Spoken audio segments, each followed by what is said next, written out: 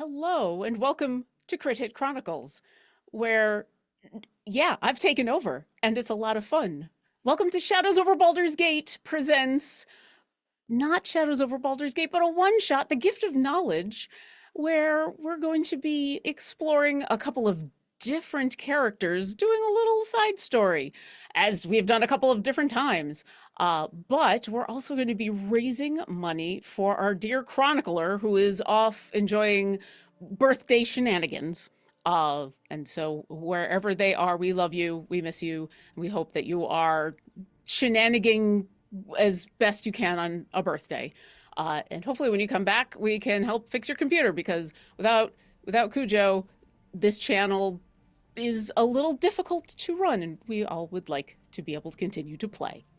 So I'm actually going to really quick go through the donation incentives, and then we're going to go around and introduce all the wonderful people that I got with me that I'm so excited to run a game for. And if you need, I've forgotten which way I need to point, but the donation incentives are on the screen. The wonderful Omega is pointing at them because they are also producing, because they are amazing, because it has been a hot minute since I DM'd and produced at the same time. So give them all the love. First, for $10, if you send $10 to the Ko-Fi, you can give advantage to the players. It'll go into a nice little pool. They can draw from it at any time. For $15, you can give me advantage, and I will use it responsibly.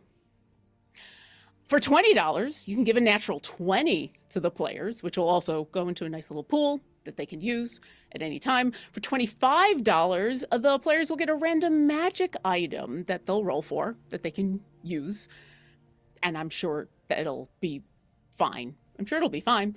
And for $30, the players will get a very special book, which will come with some special powers. What will the book be?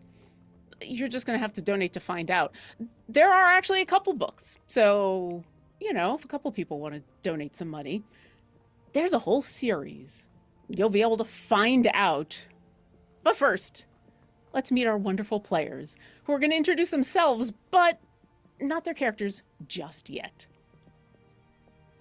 Oh, I guess technically I go first because I'm next on the overlay. Hi! My name is Omega Jones, also known as Critbar across all social media channels. My pronouns are he and they.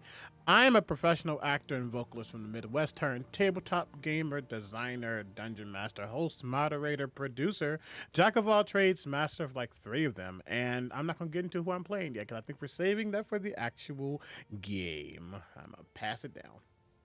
Technically to you, Laura, on me, but not on the next screen. That's fair. Hi, hello, good evening, folks. You can call me Laura or Tutu or Laura Tutu. My pronouns are she, they, and I'll tell you more about who I'm playing later.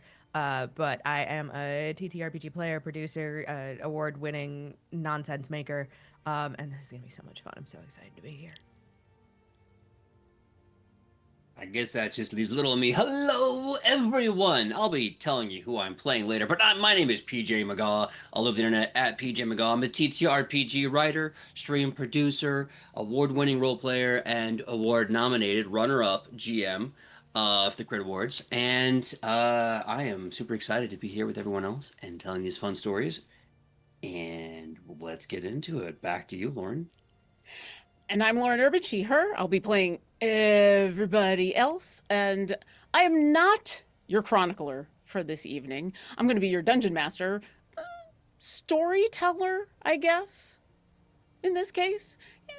We can say storyteller. But it's actually kind of nice that this channel goes by chronicler, because, chronicling stories is really important. Everybody here loves telling stories, and I think everybody here also enjoys the oral tradition of telling those stories. And there's no doubt that we really like telling stories. But there's also something very special about getting that down in a book. And a book has its own special qualities. Sure, you don't get the performance of an expert bard who's going to read out things with their own inflections and, do all of the voices.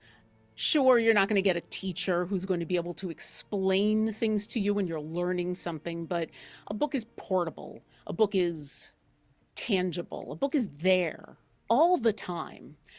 And even more, you can put a whole bunch of books together in one place. Like, you can put a bunch of bards in a place and call them a band, but you can really only put so many bards in a room. But a library can house hundreds, thousands of books. A bookshop.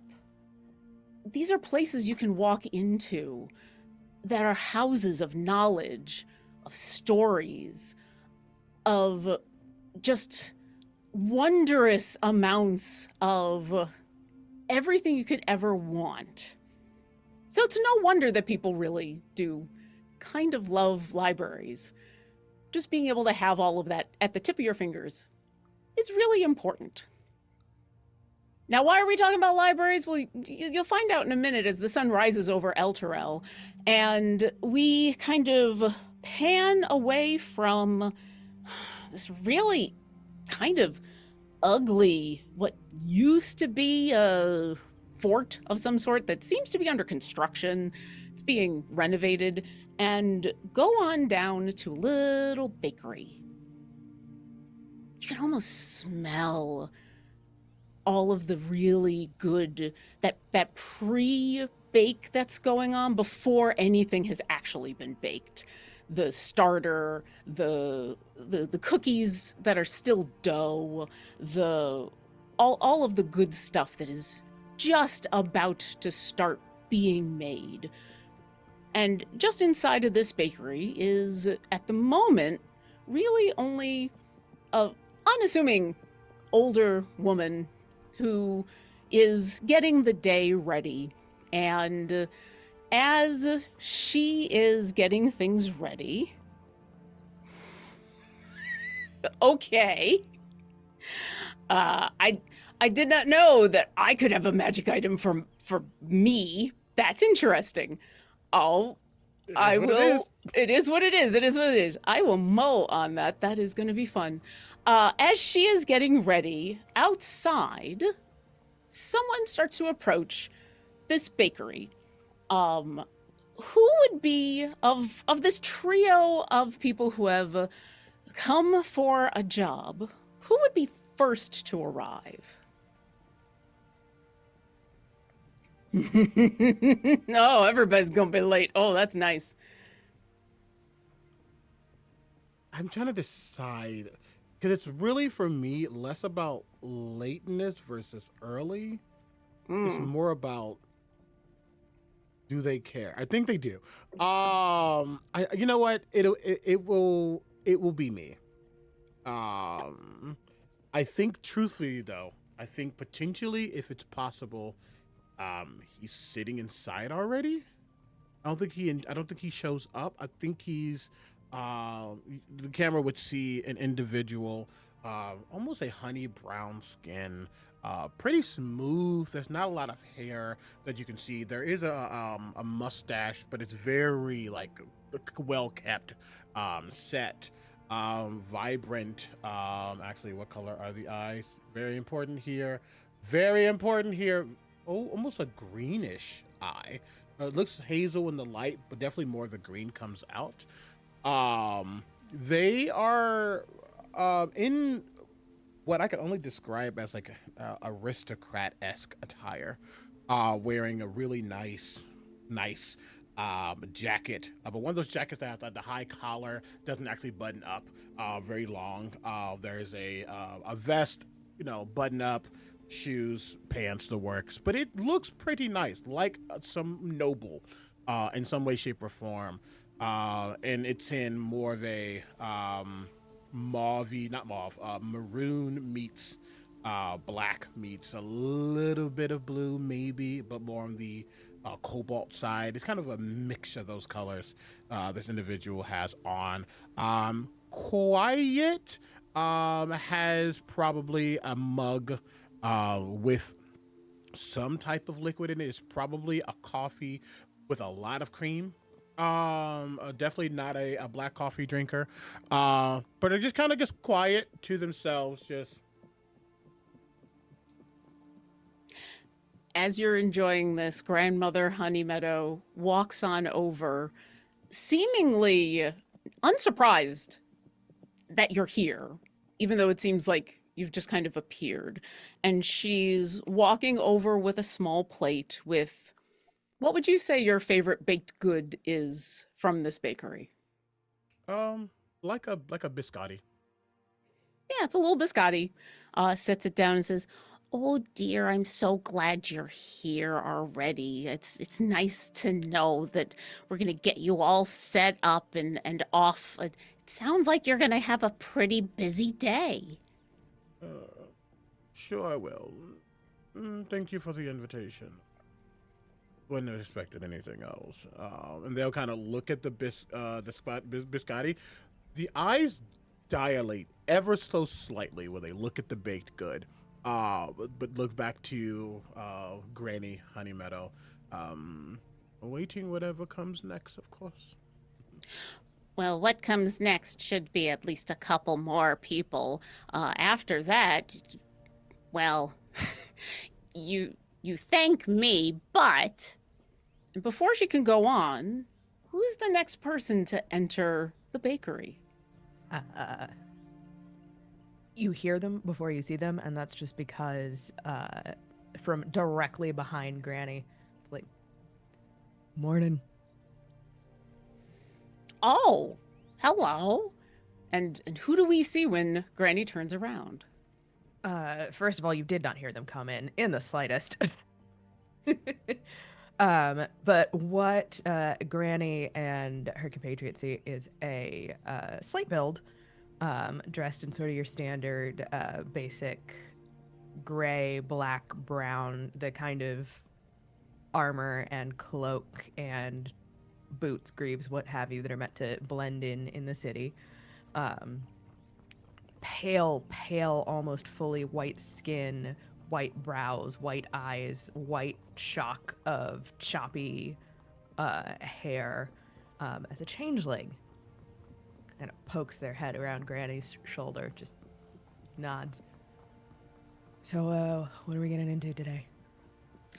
Well, first, I'm gonna get you coffee. Oh, yeah, that'd be great. Thanks, Gran.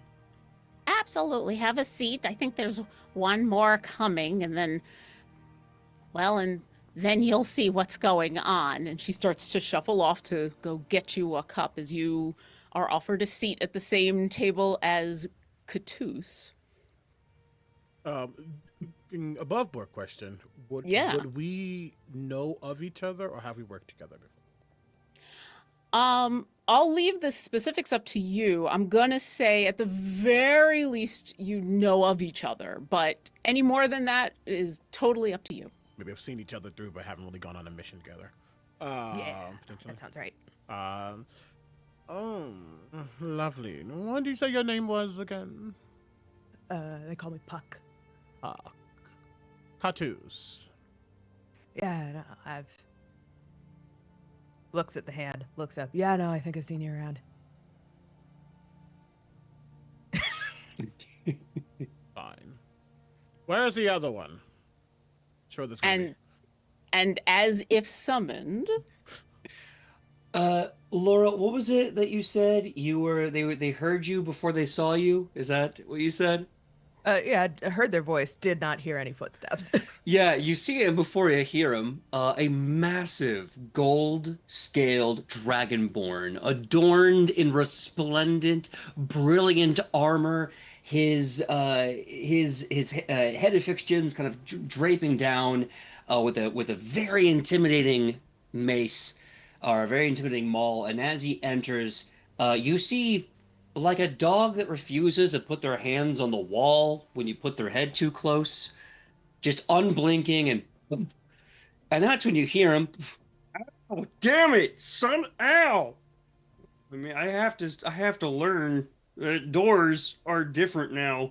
And then he kind of ducks down, and you see this massive, intimidating dragonborn, who then, despite the steely eyes and broad shoulders, goes, "Hi, is this the place? I got the address, but I'm not really familiar. with baked goods. Hi, my name is Tedifer.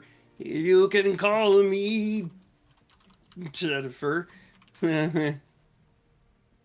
I'm not doing this with you today.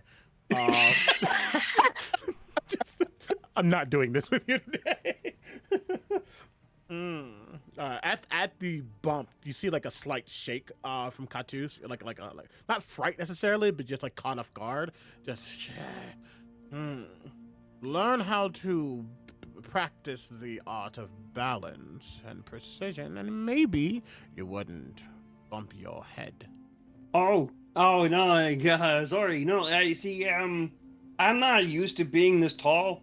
It's still a change. That I'm not is used no to. excuse. You're not the only one who's not used to being this tall.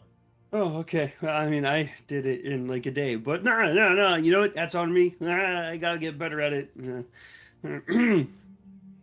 Hi, my name is Tedifer. Tedifer Billiams. Oh, he grabs your hand and shakes it. Do I need to be more polite? I don't. Do I kiss it?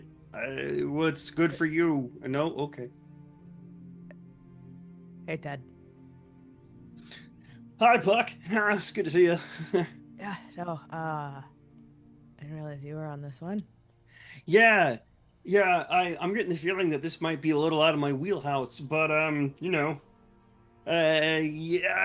I could help in all kinds of ways. Yeah, no. The more the merrier, I'm pretty sure. No, not sure. Keep it to maybe just us. Another one will ruffle my. I don't have feathers, but my enemies do. Either way. At this point, Granny comes on over carrying a little mug of hot coffee for Puck, also carrying a little plate that has. What is your favorite baked good, Tedifer? I think Tedifer's favorite baked goods are going to be like puff pastry fruit pies, and he's not a coffee guy, so he was like a hot cocoa dude, like all sugary sweet. Hot cocoa and two of those little puff pastries, both apple, sets those in front of you and says, well, I'm pretty sure it's the three of you who were able to answer. It was a very short notice kind of thing, but I was reassured that whatever it is that you're going to be up to only needed a couple of people, so I'm guessing that 3 is all that's necessary. Forgive me, what exactly are you having us do today? Oh, I'm not having you do anything. I guess I'm the go-between in this case. A friend of mine just basically took care of a lot of really good, bad problems here in El Terrell, and so they asked if they could also hire some people for a job, and they paid enough to hire the 3 of you, and you all hear the door behind her open, and in walks a tall, lanky, blue-scaled dragonborn with a very impressive bow on her back, who waves at all of you and says, oh, hi, are these the 3 that are going to be coming with me? And Granny turns around and says, I guess so. They're the 3 that answered. You're still going to have to pay them separately from what you paid me, though.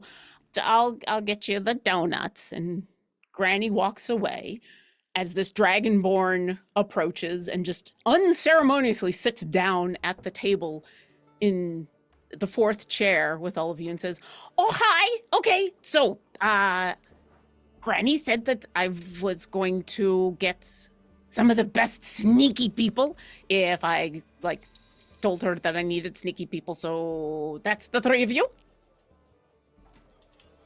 I used to be. I'm not really anymore. Vel, But I'm here to help. helping is good. Yeah. And the 2 of you? I will go where I need to go, and I will do as I please, and many won't stop me. Is that enough for you? Well, as long as the thing that you please to do is the thing that I need you to do, then I will pay you and everything will be fine. Sure, whatever those words mean. Do job, get paid. Wonderful. And you? Oh, you are so quiet. I know you're going to be the sneakiest. I am very excited. Yeah, no, I'm incredibly good at getting into shit that I shouldn't. And getting out of shit, although you do not want to smell like you are in shit. That would be very bad. I'm very quiet and very sneaky, yes. Perfect. Okay. Then we've got 3 different things we've got to do and 1 day to do it, so let's go. And unceremoniously stands up, turns around, leaves the shop. Granny is then standing there with a box of donuts and goes, Uda's Ash, you forgot. Would you tell her when you're all done? She already paid for the donuts, so they'll be here when she gets back, but they'll be stale, and that's her own fault for walking off without them, but they'll be here. I'll let her know, Granny. Thanks. Yeah. Well, and Puck like hops up, turns and follows. Tennifer will do the same. You'll see that he'll give himself not enough movement or not enough space as he gets up, kind of hits his thigh against the table, goes, oh man, keep remembering, oh my god. And then he kind of moves out a little bit, and then as he walks, you see the dopiest, like Shaggy from Scooby-Doo strut, like he's leading with the hammer neck, and his hands are just kind of flapping in the air as he just kind of stomps or trudges on out. Cut to two things happen as people start to leave. A point, he has not touched the biscotti yet. And I say yet because as people start to walk, you see his hand just like reach out very slowly and just slowly start to pat at it before it falls on the ground. And then he leaves. That's all. Go ahead and roll a perception check just as you leave. Okay. Since you're the last one to leave, Catus. That is a 19. The noise you hear out of grandmother is annoyed. It is a familiar annoyance. And it does carry the weight of there's going to be a talking to in the future. But she does not stop you right now. I will say this, if it helps as well. As I begin to walk out, you would almost hear a sound. It almost feels like rhythmic, but like a vibration. But there's a tonality to it, potentially. As you suddenly see Catus shift and morph, there's almost like a warbling as he forms into a cat. And his tail just kind of like is the last thing lingering as he walks out. Perfect. As you all walk outside, you do find that this Dragonborn, your employer, is waiting out in the street for you. She has actually stopped to wait. And so as the 3 of you arrive, she has kind of clocked that you've turned into a cat and is giving you a little bit of a curious look. And for and players' sake, it's an Abyssinian cat, so he's very slick, honey brown, vibrant green eyes, pointed ears. And I should also note he has a collar on.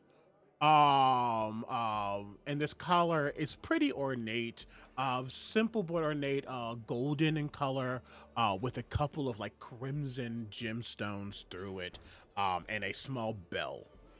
That doesn't really make a lot of noise at this point, but it is still there. And just kind of just sitting there, just kind of lingering. Nice. Okay, so first place we're going to a tower where you're going to steal a lot of books. Hopefully, it's going to be very easy. Because there shouldn't be anybody there. It's technically stealing because they're not ours. But yeah, it's technically stealing, but hopefully it'll be very, very easy. And she reaches into a bag and kind of rustles around for a little bit and then pops out with another bag. This one looks slightly more ornate and looks at the three of you, looks at the cat for a second, and then seems to shake her head like, nope, and then looks at the other two and says, I was able to borrow a bag of holding because we're going to get a lot of books. Who wants to hold on to the bag? I'm going to need it back. This is not something you get forever. I mean, I guess. Sure. I don't think they'll fit in my paws. The cat is speaking. Udazash looks at the cat, seems not surprised, but does kind of linger on you for a moment, and then goes back and hands the bag of holding to Puck, and you now have a bag of holding. Heck yeah. And says, okay, you can ask any questions that you need on the way. Come on. And she starts to walk down the street, which fortunately this early in the morning is still pretty quiet. Okay. So this tower it's abandoned? I guess, what would you call it if the person who owned it is dead? Assuming no one else has stepped in to claim rights, domain, whatever. No, not that I know of. It's been 4 days, 10 days, 13. It's not been a very long time since they've been dead. And when I scouted it out the other day, there was nobody living in it. And this is going to be it's one of those weird wizard towers. And so not a lot of people are really anxious to get into one of those wizard towers, which is why this is a like go in, grab things, come back out kind of thing. Although, I'm not entirely sure why, because wizard towers always have the best loot. Like once you clear out the potentially insane wielder of arcane ability. They're also very tall. Have you ever noticed that? Like, why are they so tall? I don't have all the legs for that. Everyone's tall to me. I used to be short like you. And then I got drunk. Question, how tall is Tediver? He is very tall for a dragonborn. He's about 7 foot. Wonderful.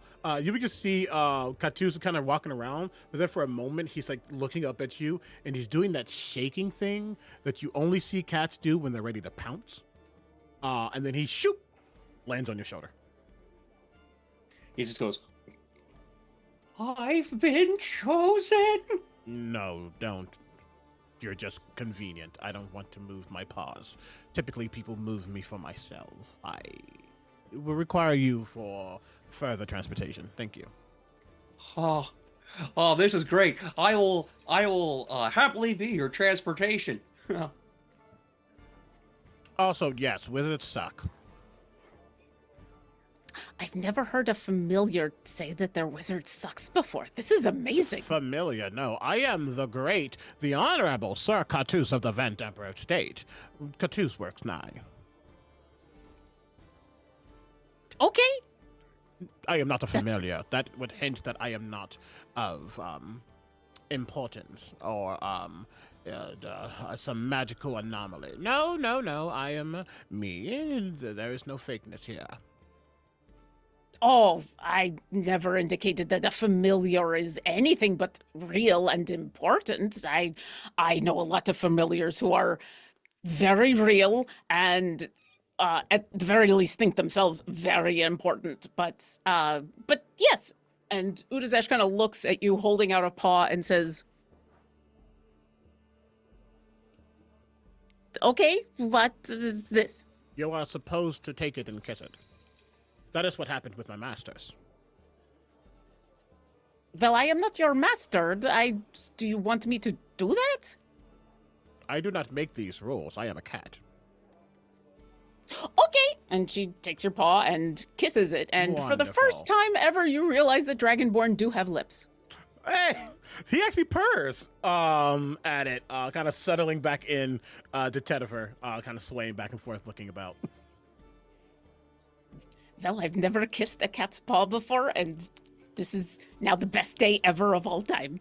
We are here! And you realize that you're now standing in front of... It's a tower in the most technical sense. There's a little courtyard out front of overgrown, half-dead grass. There's a door in the front that looks like it was, at one point, a very imposing wooden door with a knocker, but it's destroyed, basically. It's half on one hinge and forced open. The tower itself does start to go up a little bit, and then it starts to zigzag in a way that only some of the weird wizard towers in a city that ended up in the hells for a while and then came back could. You've seen some odd buildings in El Terrell before, and you've seen some odd wizard towers before, but this one kind of takes the cake. So you're standing there for a moment, and Udazash goes, so I'm going to stand outside and make sure that nobody comes in after you. You're going to go inside, you're going to go up the stairs, you're going to go up more stairs, you're going to go up more stairs. They're no longer enchanted. That's done. When we killed the guy, it's not enchanted anymore. You're gonna go up some round stairs. You're gonna go through a really disgusting dining room. Don't eat any of the food. You're not gonna want to eat any of the food anyway. You're gonna go up more stairs, and then you're going to enter a library. And the reason that, like you were asking about how, wizard towers, they are always the first to be like ransacked. You're totally right. Absolutely. You're not going to find any magic books. They're all gone. Long gone. I mean, if you do find anything magical, take them, obviously. But he had like a really big, weird library that used to have like floating things and a big, like, well. It was ridiculous. Now it's just a library. Really boring, but lots of books. And I need lots of books. So, bag of holding lots of books. And she kind of searches around and then comes out with a piece of paper that she then hands over to Puck again, because you've taken the bag of holding. And so, what's your passive insight? Passive insight is 11. Oh, that's high enough. You get the sense this Dragonborn, whoever she is, she has no hidden agenda. You can read everything on her face really easily. You took the bag of holding, and she has just assumed you're the leader of this little group and is now going to hand you everything. God damn it, why does this keep happening to me? You took Listen, you took the bag. That's what happened. So yeah, she hands you over a piece of paper and says, so, like I said, I'm just kind of looking for books. As long as each of you get like 10 books each, great. Pay you for it, done, we go on and do the next thing. But if you get some special, special topics, I'm looking for like very specific topics for very specific reasons and very specific people about specifically things. So any of the topics that are on that piece of paper there, I will bonus pay you extra. Because I got nothing else to do with money. And like, so what am I going to do with all this money? I mean, I can just go hunt my food and I don't know. So I will pay you extra for any of the books on that topics. So if you find it, great. And just stick them all in the bag. And I'll be down here watching the front door to make sure that nobody comes up and like stabs you in the back or anything. Try not to take more than like an hour or 4 or like 30 minutes or so. Yeah, something like that. Don't take too long or else I'll have to come and like look for you because I will think you are dead. Any questions? Why Great. Look at the list. books? Go have fun. Okay. Okay.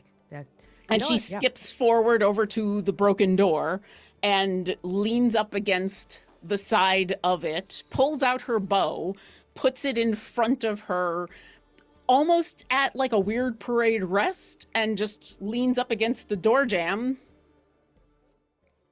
and starts to wait. Gonna like take a look at the list as I'm walking in. It's like, cooking tools, plants, alchemy, hags. Ooh. I can't read a singular thing on that page. Can you please read it out loud? Post haste. Yeah. So extra and like as they're walking in and walking up the stairs indicated, Puck is rattling off this list of extra special books. Cooking devils, killing archdevils, killing gods. Wow. Growing plants, herbs, alchemy, poisons, hags, blue. Anything about the mind, psiotics, telekinetics, telepathy, other stuff, dragons or the Queen of Dragons, and romance novels. Huh. Wonderful. What does any of that mean? It means that we're probably gonna want to each take a portion of the library and look. I'm much better at sitting down places and watching versus looking for specifics. Unless I know that the do these books move? Are they something I need to chase? I mean, we're in a wizard's tower, so it's entirely possible. Wonderful. And as I say wonderful, my voice almost doubles. As floating out of me is me with wings as I cast Find Familiar. And it's a Tressum. I'm sorry, I don't know why. It's me with wings. I just love that. And then we can start doing we don't do that yet, but my familiar is going to assist me as I we split up. So I Well, we got to get up there first, but maybe let's not jump the gun. So as we're walking up, and this is just gonna be par for the course DM because I'm a rogue, and anytime I play a rogue, I get real paranoid. Thing about wizard's towers is even if the wizard is dead, that shit's still enchanted. I would like to make sure I'm checking for traps. Absolutely. What is your passive investigation? 19. Excellent. So, at any time you can call that you want to do an active one, but as we move through, basically what I'm going to say is we're going to use your passive until I like stop you in a place, and then if you want to do an active, we'll go from there. So that way you're not constantly having to be like, and then I check for traps, and then I check for traps. So at the moment, following Udazesh's directions, you go into the Great Hall, you go up some stairs, you go up some more stairs, you go up some more stairs. It's all very boring. You eventually get to a landing where you enter what would have been a really nice dining room, one of those really long ones with the windows on the side and the really long table covered in quote-unquote food. I mean, she warned you not to eat any of it, but I don't think she needed to actually warn you. Just the smell in this place would put you off. A couple of the windows are broken. A lot of the tapestries are torn. Pretty much all of you can tell, oh, this place got ransacked. People were already looking for stuff. Was there anything you wanted to do in the dining room besides try to avoid getting food poisoning? Is there any sign of, because it's been abandoned, any sign of other animals being in here? Make a perception or nature check. Wonderful.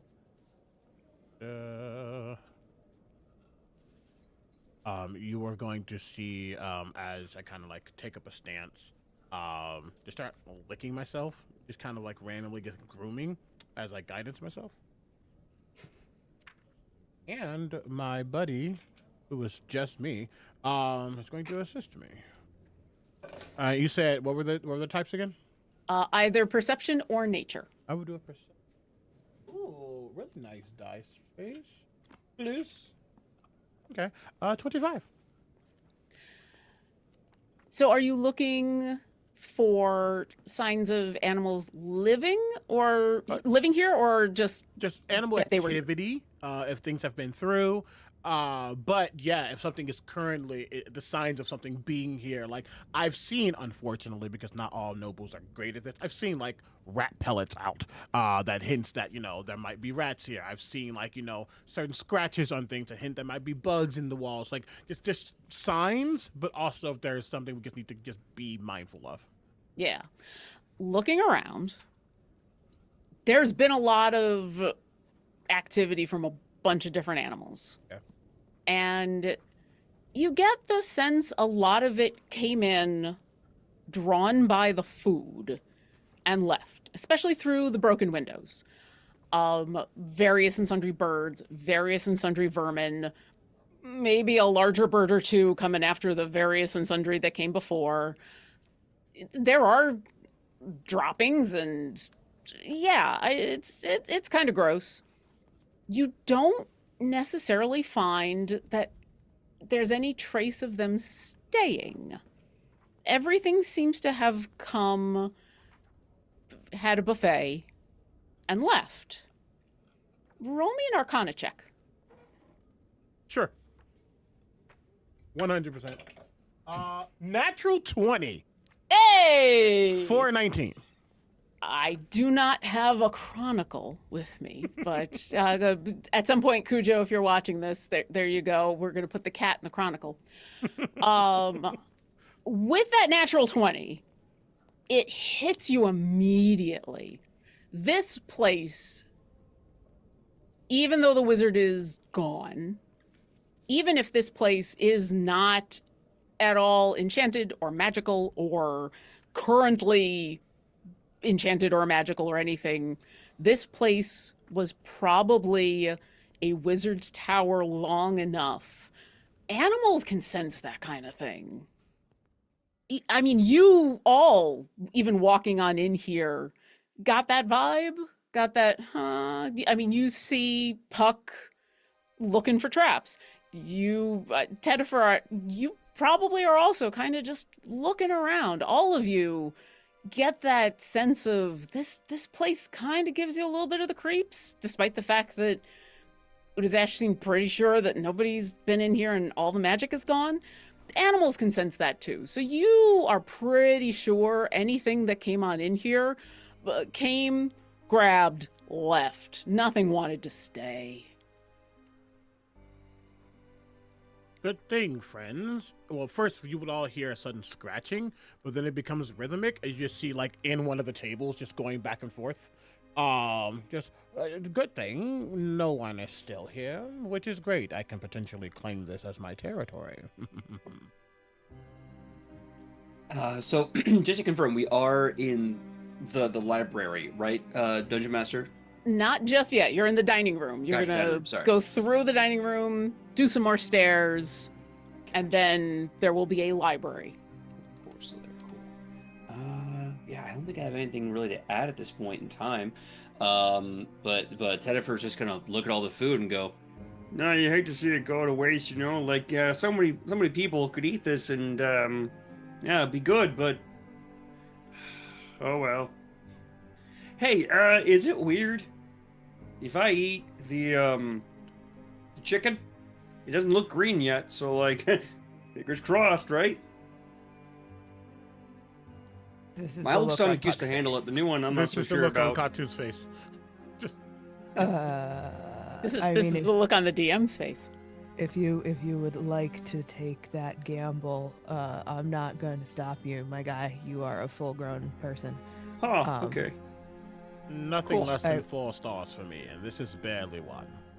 I Yeah. would, however, suggest perhaps waiting until we are done. Seem like leaning over it. No, you're right. Okay. Yeah, I will not be eating the food. Old stomach probably could have handled it. New one, I'm not so sure. Okay, this is like the third or fourth. What do you mean, new stomach? I am still getting used to the new body. What does that mean? Yeah. Okay, so you know how sometimes you're out with your buddies and you get a little too drunk and then you wake up and you're in a new body? Yes, but not the drunk part. Yeah, okay. So I used to be Jennifer Billiams, halfling Coopersmith. Mother was a dwarf, dad was a halfling, I was just half. And I went out partying one time and I got a little drunk and then apparently I took a test from a god. I don't know which one. And he like pulls out his holy symbol. I have no idea what this even is. I'm just trying to learn the ropes of being this body and worshiping whoever this guy is. You say this like it's a hard thing to do. I don't, every now and then I go, man, I really wish that guy was on fire and that he would be on fire. Someone told me that's me casting like sacred flames. I don't know what a sacred flame is, but apparently if you just want stuff, some god lets you do it. I don't know. I'm trying to learn though. I'm trying my best. Okay. I have so many questions and we don't have time for those right now. I'm gonna... Puck just kind of like points to the next door and keeps it pushing. Yeah, I'm just, 7-foot dragonborn, cleric of God, and I'm really excited to be on this mission with y'all today. Perhaps do a little less stressing yourself out and do a little more anything else, really. You're here, so continue to be here, or I don't really care, if I'm being honest. And then they also will just kind of bloop, bloop, bloop, bloop, bloop.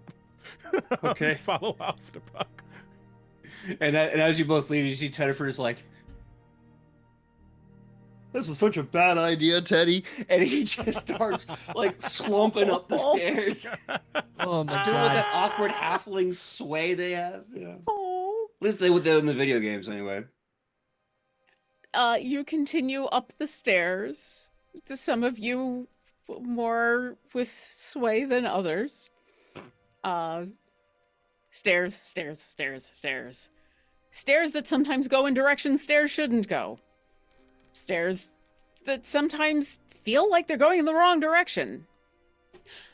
And then you reach a landing. And... I'm just checking people's passive perception. Yeah, Catus, you did leave first, so I will say, just before you reach the landing, you hear voices. What languages do you speak? Let me make sure. Did I pick that or did I keep that? I do not think I kept that. Okay. I was doing some invocation stuff earlier. Gnomish, Goblin, Halfling, Common. Okay. You hear some couple languages. You don't recognize some of the speech. A little bit of it is in common, but it's like broken up, so you can't quite get it. There's also a closed door between you and this next room, which you've been told is the library. But you do hear a couple of voices. I am going to... Let me just look at something real quick to make sure I can, because that's important. Okay. I'm just going to look over. I'm walking up, just kind of suddenly stop. The hair kind of spikes up slightly. I hear things. Things I should not be hearing. Things I do not want to hear. Do they hear us? That's the question.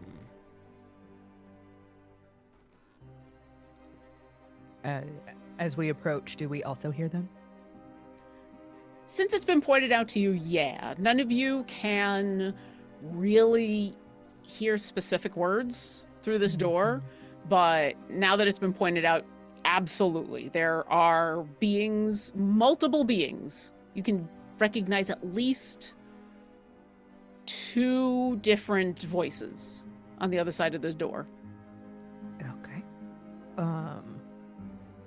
Is the door locked? Are you trying to check quietly? Yes. Give me a stealth check. Stealthy rogue. Give me your first stealth check. With advantage. With advantage. That's nat 20 for a 30. Nice. Then I'm not even gonna. I mean, I'll check a couple of passive perceptions here, but yeah. Yeah, you very carefully you check out the knob, make sure looks safe. Give it a very slight turn. You know exactly how far you got to turn these type of doorknobs to figure out if it's actually locked. You don't have to go all the way. It is not locked. Okay. So options. 1, I can scout ahead. 2, Katoosh, if you've got anything weird in your... I almost said back pocket, but you're a cat. You're not wearing pants. Beneath me, how dare you? He was wearing pants as a humanoid, by the way. Not now. I have my ways. I'm much more good at being a distraction, though I do have proclivity to the darker areas.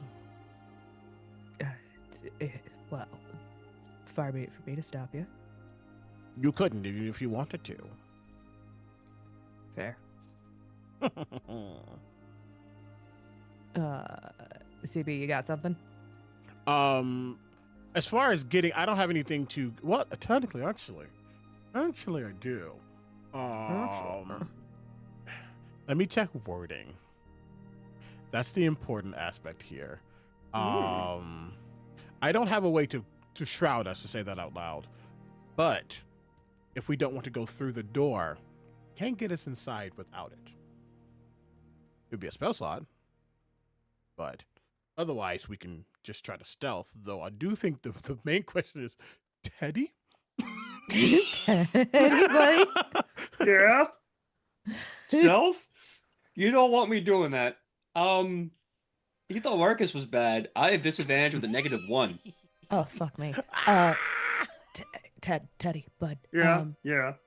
I got a request. Oh yeah. Actually, real quick, as Puck is walking up, he kind of like pauses. Is your do you have a symbol on your breastplate? It's kept under it, but yeah, like you've seen it. He'll pull it out and be like, I don't know who this is, and just kind of put it back. Yeah. What is it? I'm gonna leave it up to our wonderful dungeon master, because just like Teddy, PJ has no idea. Oh, damn.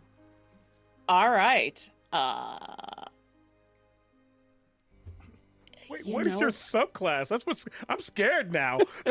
You know what? Before you tell everybody your subclass, give me a second, and I'm gonna make a quick decision, because I was gonna leave that up to you, but if you're leaving that up to me, I think I know Mm-hmm. who this is gonna be, and I'm excited.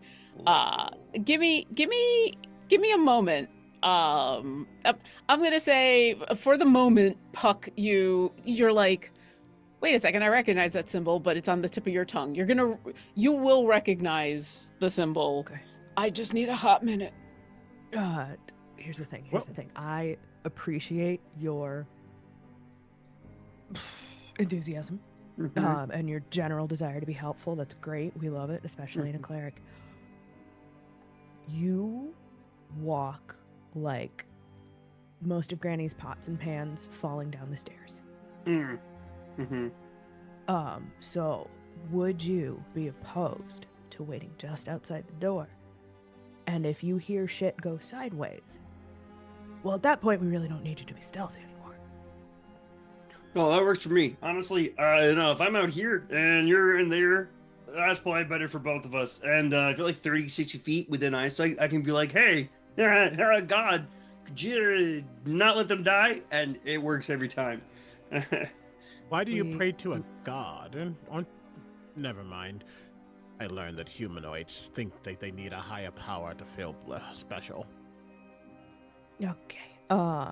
So What is in truth? that case, Well, question actually. Would you? How?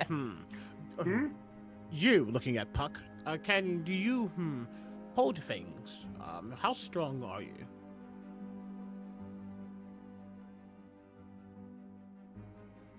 Do you have the capacity to lift me? I don't want to assume that you have any amount of strength towards your form. Puck kind of looks down at himself. He is like lithe, like fencer build. So like there's probably a little bit of muscle, but this is not someone who's gonna go around like chucking the caber anytime soon. Why don't you just, and he points to his shoulder, I'm gonna need Well, hands. but the reason I was asking is, GM, is there a keyhole? Is there a way to see through? Yes. Would you mind just holding me up to that position? Because as long as I can see, the other me can go inside. Oh. Yeah, no. So you get the that good like the cat scoop where they're basically being held like a football. Yeah, you and kinda just, like hold his little face up to the keyhole. Tail is completely in your face. Just Okay. And GM, when I can see, you all would hear a poof from behind me, and I want to poof my familiar somewhere inside. Perfect. I love this. How far I can you poof? I can poof within 30 feet. And if they need Excellent. to stealth, absolutely will attempt to. We can do that. Before I g- All right. So I'm going to get a map up.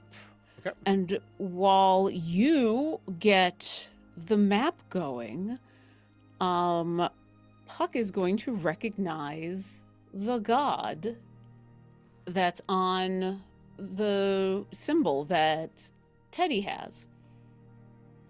Remind me, who actually is holding Catus? Okay.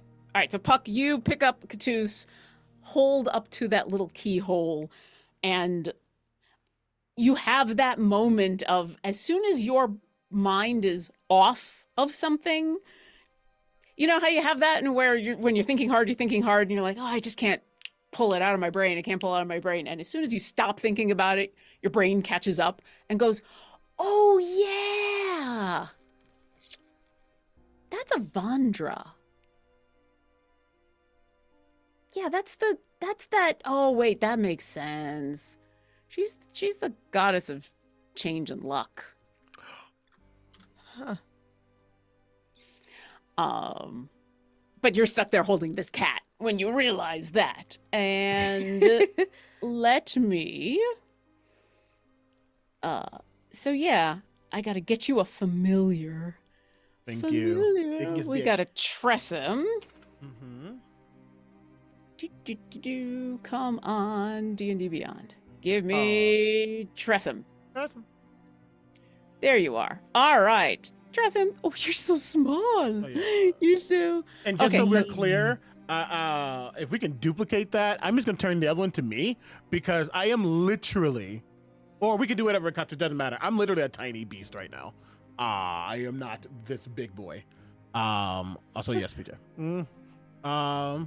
Yeah, the Tressum though, will try to get in to wherever he can and immediately, like, stealth and try to get, what's the word I'm looking for?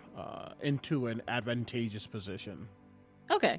Can you control the Tressum? Let me give me a second. I can indeed Yeah. control the Tressum. Awesome. Go ahead and put the Tressum wherever you'd like the Tressum to. Yes, the map is in D&D Beyond. I have started the fun, so you should be able to get on in there. And let me It's on do there. a little bit of describing because you know what, we are in an adventure, and I let me be a storyteller because it's fun. Looking through this keyhole, what you can currently see is the main foyer of a library that has been ransacked, very obviously. The foyer just looks like it's a mess. You don't really see much in the way of books, but you do see 2 staircases leading up to a second level and 2 entrances to the main part of the library. And you can see pretty clearly on in, both on the second level and the first level, there's just a ton of bookshelves with still a lot of books. It's been it's been ransacked, but in that way that you get the sense someone's been looking for magic stuff and didn't really find it.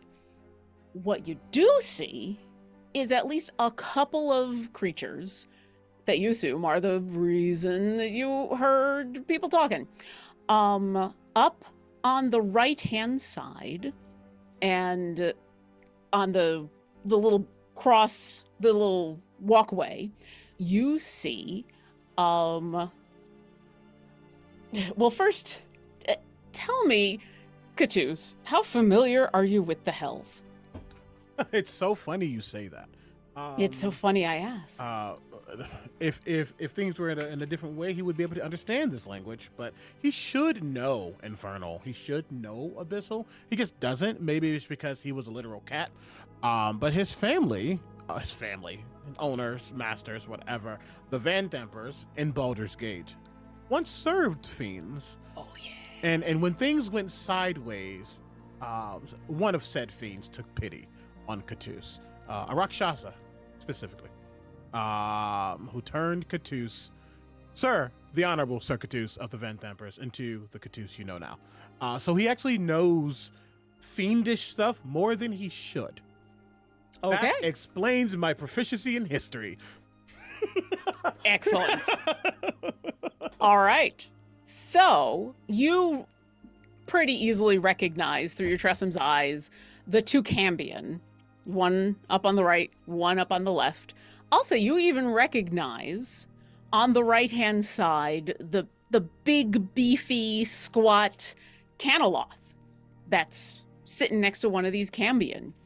And you do, I'll say your Tressum does see, just before they kind of approach one of the walls to get into a good hiding spot, on the main floor, there's another creature, which I'll say that one you could probably give me a roll for if you would like. Sure. Give me that one you can give me a history check for. Okay. I know you said you're good at that. I so didn't say I was good. I said I'm proficient. Difference. Okay, fair. Swear to God, natural 20 for a Hey. 22. What is happening with my very pretty red dice? Hey, It's where you at? Here, yeah, it's so pretty. it's all right. I'm gonna start using some of my fun stuff, and then people at home are gonna need to start giving you advantage in natural 20s. No, it's gonna be fun. this is not fair. No. I said this is gonna be fun, not fair. With that natural 20, how much does Catus know about Fey creatures? None. Well, you know what? You must have read something. Because even though you don't necessarily know much about Fey creatures, that's a noggle. That weird donkey-headed creature that is going through some of the books down below, that's what that is. And you don't know why. You don't even remember why you remember reading about those creatures, but that's what that is. And there's some talking going on between the 3 of these, the 2 Cambion and this Noggle. And you make a wild guess. I'll say with this natural 20, you're even able to make a wild guess. They're talking in Sylvan. Okay. And give me a stealth check for your Tressum. Yep. And Tedifer, would you roll a d10 for me, Ooh, please? not bad actually. 22 Sure, stealth. of course. Okay, D10. Wait, That's a 10 with a they D10. just That lied to is- you. Let me make sure. 21. Sorry, different stat block. And that was a 10 on the D10. Okay.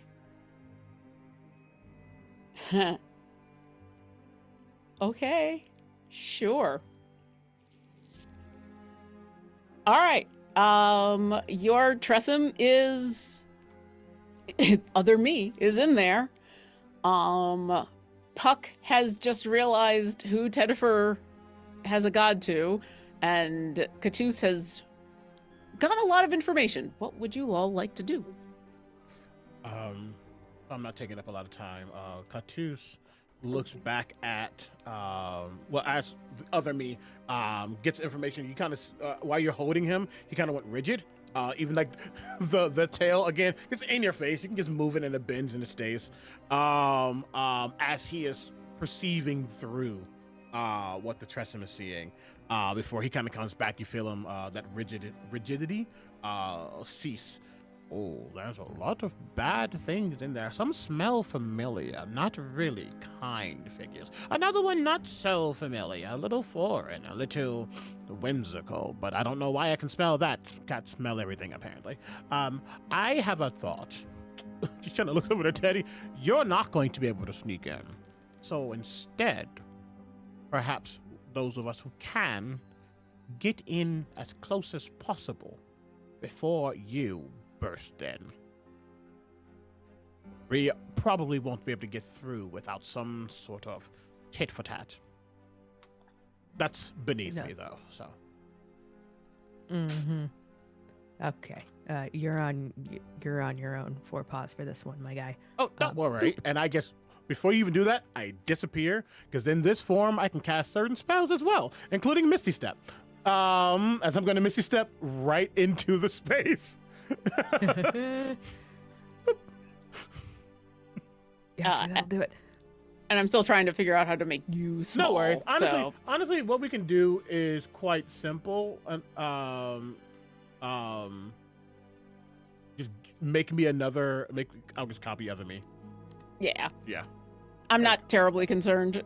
I'm usually a theater of the mind person, but this one I figured it was good to do a map thing. Okay, Yeah. so I appreciate you. Yeah, he do. Yeah. me and other me have entered the space, leaving Tedifer and Puck outside for the moment. What would the two of you? Too. Yeah, give me a stealth check. And what would the two of you like to be doing? Puck just kind of looks back at Ted, does one of these, and pulls a hood over their shock white hair, and I'm gonna stealth my way inside. And I would like a stealth check. That's a 28. I like your 28. Yeah, you very quietly open the door, slip on in. Like literally just like creeping as far as I can creep. All right. Tedifer, you are left with I'm assuming, Puck, that you didn't totally reclose, or actually, let me just ask, did you totally reclose the door? Did you leave it like slightly open? There's like a little, like enough of a gap that like Teddy can kind of like press his face and see what's going on. And now all of you can very clearly hear these 3 creatures talking back and forth. Puck, as you reach the upper part of that landing, I need you to do 2 things for me. Yeah. I need you to roll me a perception check.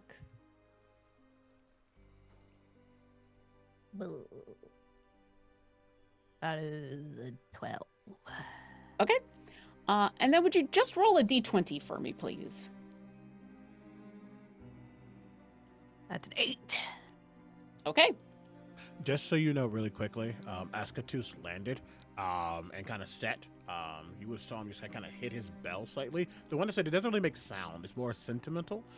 As my bell of the Pat Keeper, I'm going to just get that spell slot back. Awesome. Puck, you do see one other thing that hadn't been pointed out just yet, on top of some of these other library stacks, you see another cat. This is not a cute cat. This is not an adorable, want to hang out with cat like Catus. This is long and lanky and looks like it's got a lot of mange and has kind of a toothy grin full of sharp teeth and a tail that seems to curl in on itself, and it's the size of a large dog, and it's kind of curled up there in what would be an adorable little ball, except it's so thin and wiry that it's disturbing. How familiar are you with fey creatures? I mean,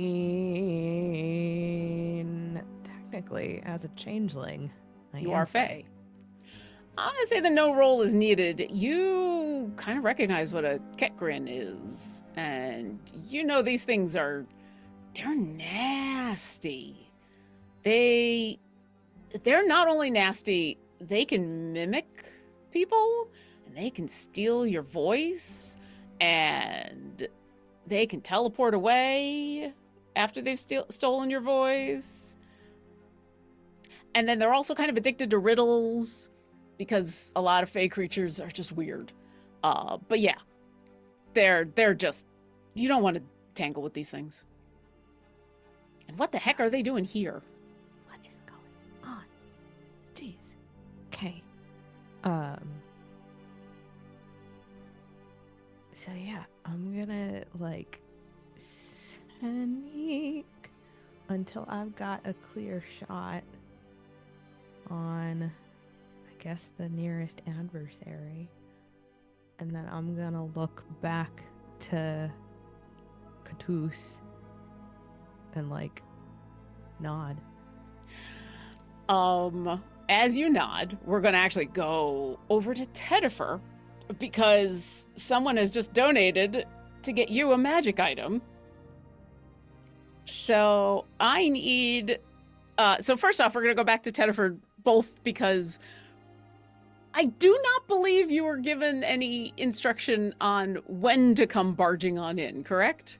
Only when they were compromised, so we're just gonna wait, and that's fine. All right. As you were waiting there, go ahead and roll a d10 for me. I did one previously, and it was a 10. Do I need to roll it again? You do need to roll again, because that first one was for my baddies from the beginning of the game. Shit. I'm sorry, everybody. Hold on. Cocked. 4. Okay. You're standing there kind of waiting for a sign from your new friends, maybe. And you're looking around on this little landing, and something catches your eye on the other side of the door, on the other side of the landing, where there's some bits of the wall had kind of come loose, and where the hole in the wall is, you see what looks like a boot sticking out. And you come on over and pull out some magic boots. And just for funsies, you try them on. They seem to fit, even though you got those weird dragonborn feet that kind of go in the weird other direction. Yeah, like the backwards, and he's for sure going to see them and go, Well, I guess the guy who used to live here doesn't need them, because he is dead. So here goes nothing. and I slip them in. I'm like, It's a perfect fit. And I don't even know how my toes work.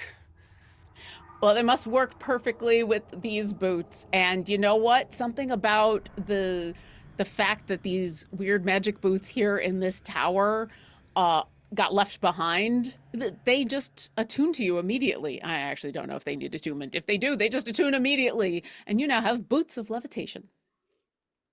Heck yeah. With that, oh gosh, how long does levitate last? Because if it lasts for a while, 10 minutes concentration. Oh, okay. But he's for sure like he's trying to figure out like, Okay, do I click my heels together? Do I talk to, my god? Make shoes work? I'll figure it out later. But if you need me, and he's kind of looking like in the room. He goes, just give me a sign and I'll levitate on in. I won't make a sound. Tedifer, give me a perception check. Oh no! Oh no! Okay. Oh yes. Oh yes. This is I the am- wildest group of characters to be together. I'm now. so here for this. This I'm is so excited. ridiculous. and that one Oh no. for a total of 3. I'm a cleric without perception proficiency. Let's go. I don't have the Chronicles, so I cannot put your nat one into the book. You're enamored with these boots on your digigrade legs. You didn't even think you could put on shoes on your feet. And this is amazing. And so you call out to your god. And you think you hear for the first time. You hear a voice. For the first time as you beseech this deity that must have been the reason that you transformed, must have been the reason that you are now thrust into this body that you've been struggling to figure out what to do with. You hear a voice in the back of your head. And it's weird. It's a kind of a weird high-pitched voice that says, just get like 4 more books and then we'll be out of here because this place stinks. Mom? What are you doing in there? back inside.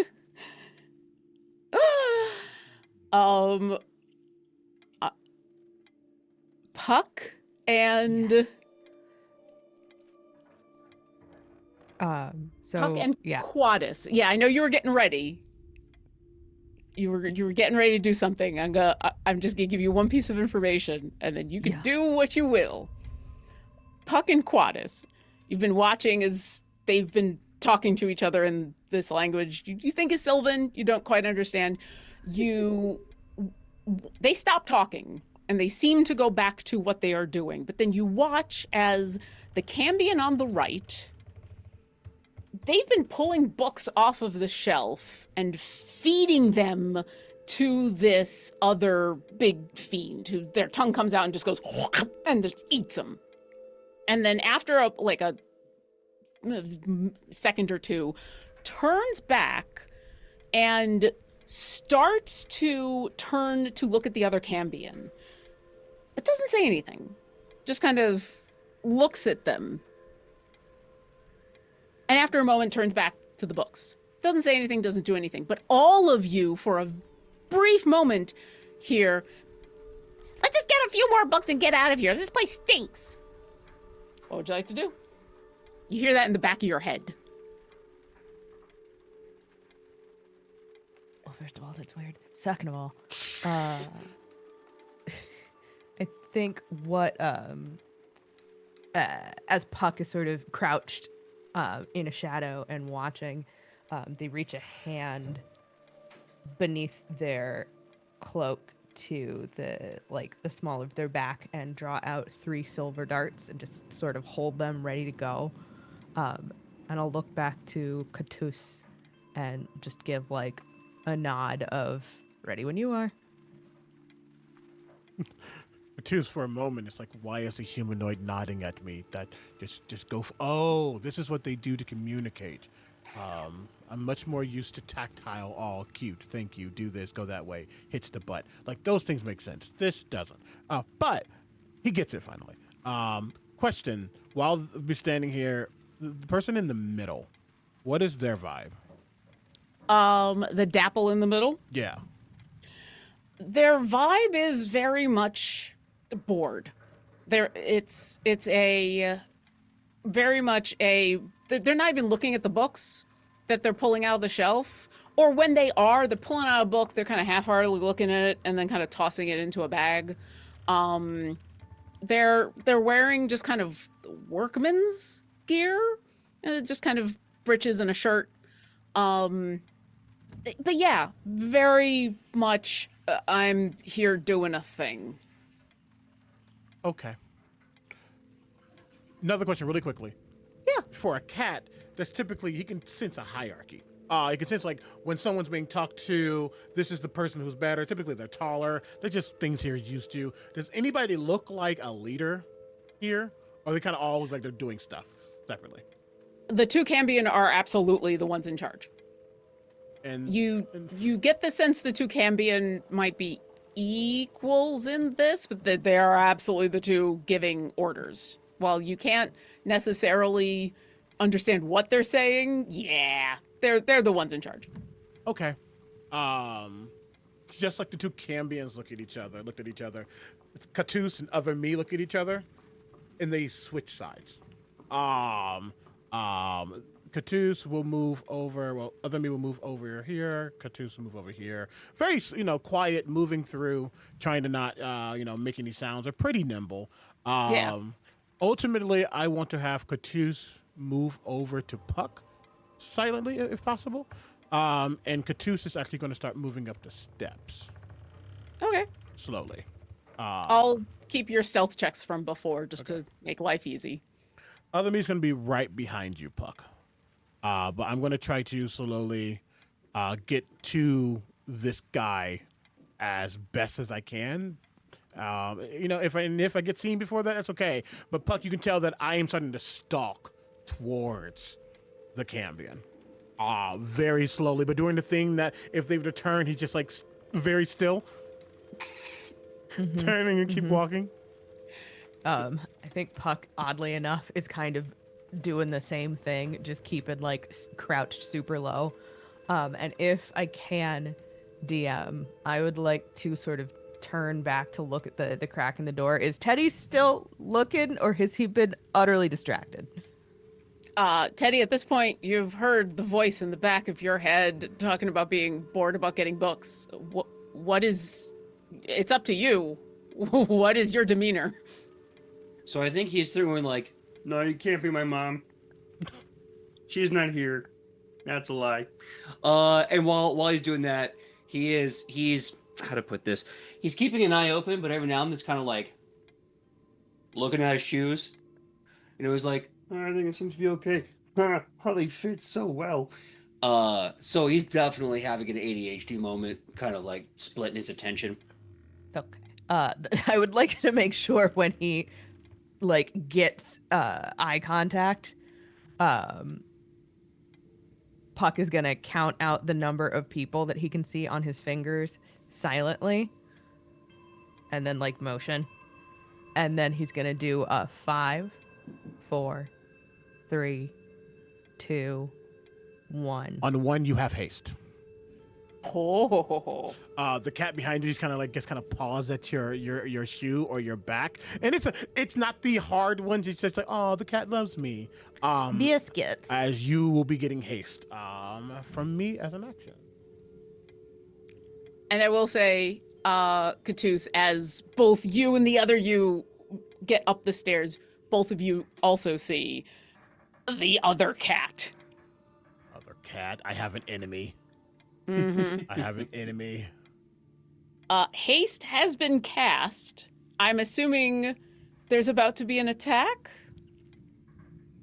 If you're looking at me, yeah. However, I feel like if anyone was going to take advantage of the sneaky, maybe surprise, I think it should be the rogue. Me personally. Oh yeah. I mean, Puck is gonna kick this all off, and then there's gonna be a thing that happens, and then we will take a break and roll initiative. But Puck, you have been hasted. What would you like to do?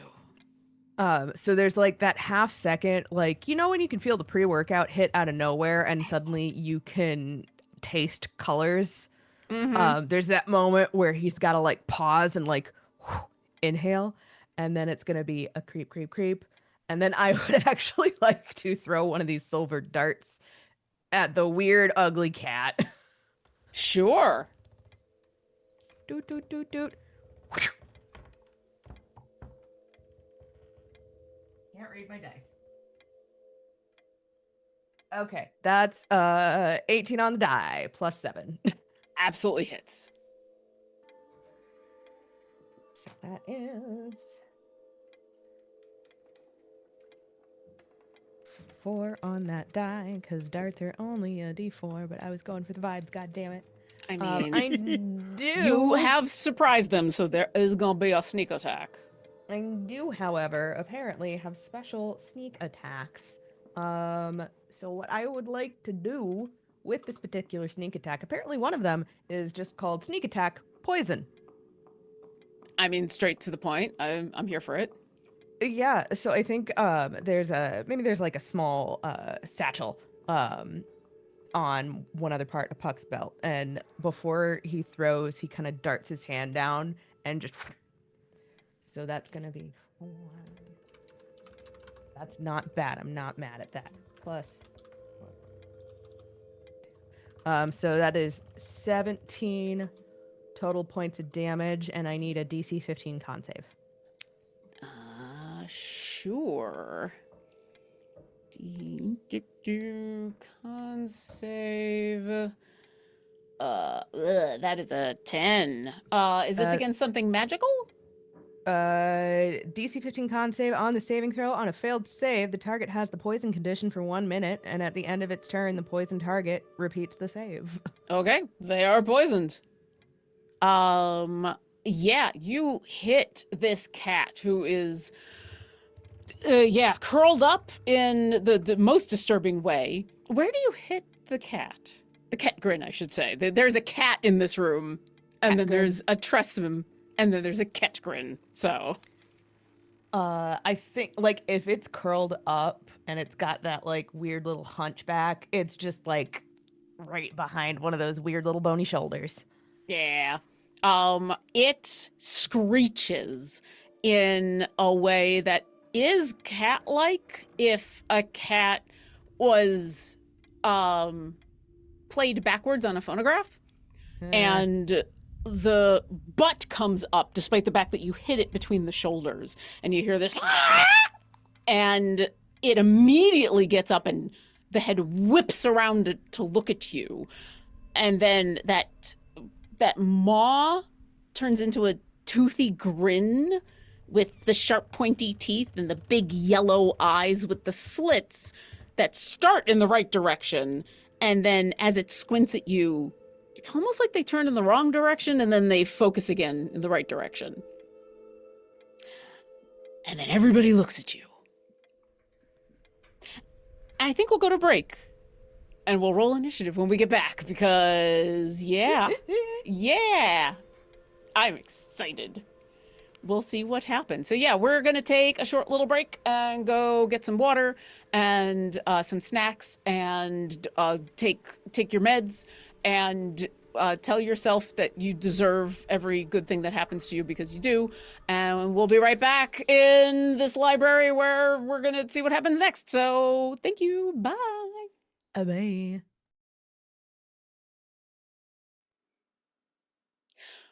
Welcome back. Let's all roll initiative, shall we? All right. Oh, I had this ready. Music.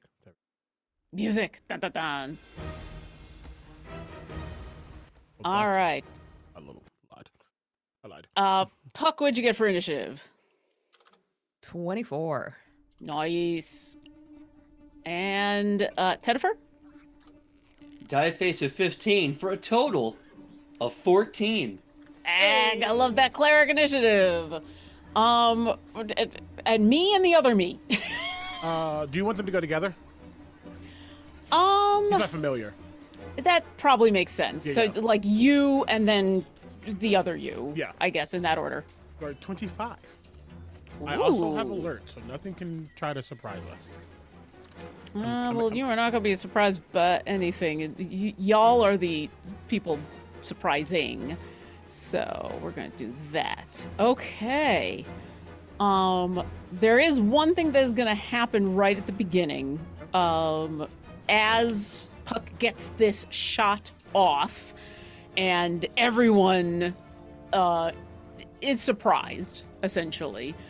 The Cambion on the right looks at Puck, looks across at the other Cambion, wide-eyed, and you can almost see a little bit of panic on this Cambion's face, and yells out to the group in common, even though they've all been speaking kind of in Sylvan at this point, yells out to the group in common, grab what you can and let's get out of here! And it's not their turn, but I'm gonna role-playing describe something because a mechanic is about to start. As before, they'd been kind of just pulling books off and looking at them and feeding them to the big fiend next to them. They've stopped. They are now supermarket sweep, sticking their arm inside and just brrrr, as the creature next to them has just opened their mouth to and all the books are going on in. And you watch as, at the moment, once again, role-playing wise, since none of the other creatures are engaged with you, except for that really nasty cat, they're all going to do the same thing. They kind of stop paying attention to what they're pulling, and they just start grabbing. And you very quickly realize, because of what's already gone here and what's been ransacked and what they're doing, it's not going to be long before there's really not many books here left. You think you might have 3 rounds or so before there's not many books left. So here's the thing. You can definitely fight these folks. Absolutely. And that is a tactic. You can take them out before they get away. You could also decide, if you really wanted to, nah, I'm just going to grab some books. I'm going to beat them to the books. If you decide to do that instead of fighting, here's some options you have. And I'm going to put this in the chat so that you have it. If you decide you would like to use a little bit of movement and do exactly what this Cambion just did in Supermarket Sweep, a whole row of books, you're automatically use 5 feet of your movement. You're going to get those 10 books that Udazash said you need to get in order to make your payment. You're just going to get it. You're also going to roll a D100. And if you roll over a 75, you're going to get one of those special books that you wanted. If you use your bonus action to search the shelves, you're going to roll a D100, and a 50 or over is going to get you 2 of those special books. If you use your whole action to search the shelves, you will automatically get a special book. You will then be able to choose. Do you want a supermarket sweep and get your 10? Or do you want to roll a D100 for another special book chance for a 50 to 100?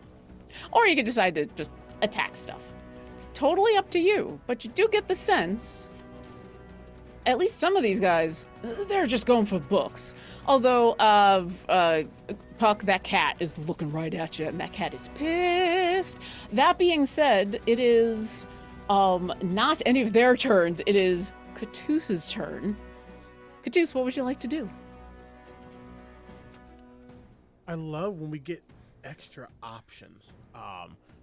The camera would just kind of see this Cambion looking through, trying to grab stuff. The camera will look back, and Catus is staring. The camera will look back to the Cambion, trying to get stuff. Catus just staring, and he's staring, and his back is kind of slightly higher now as he's preparing for something. And then, like cats, when they get caught, they suddenly book it. I'm going to use my burst of speed ability to add 30 feet to the 40 that I have.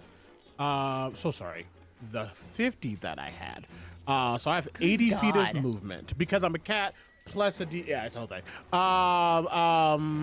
The 50, Okay. the 50 feet of movement I have. So I have 80 feet of movement in this turn. I'm going to use, looks like about 45 of it. Yeah, 45 of it to get right next to this creature, to this Okay. thing. And as I do, I'm starting to run. You see my shadow suddenly elongate a bit. Any light kind of bouncing off of it. It gets bigger and bigger. As an action, I cast Phantom Panther onto this creature. Wow. And it's literally just me, Shadow. It needs to make a strength saving throw, please. Sure. A strength saving throw. Why not?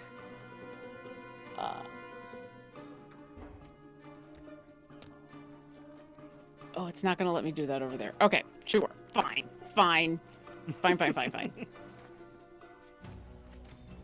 That is going to be an 11. That is a failure. I figured. I don't know. Listen, on a failed save, you take some damage, and that because I'm a warlock, everything is at max that it can be. It's going to be 96 force damage, and they're going to be restrained. Okay. It can use its action to make an athletics check against my spell save DC at the start. Sorry, during its turn. And at the start of its turn, it's also going to take some additional damage. But I'm going to start with the 96. I'm just going to do this here. This might pop up. Let's find out if it does. I don't know if it will. Do the thing. Oh, sorry. I don't use the roller often. Oh, that's It's why. nice. That's why. So sorry, gang. I It's okay. apologize. You're My fine. dice rolling wasn't turned on. That's why. Oh, yeah. Wait. I quit.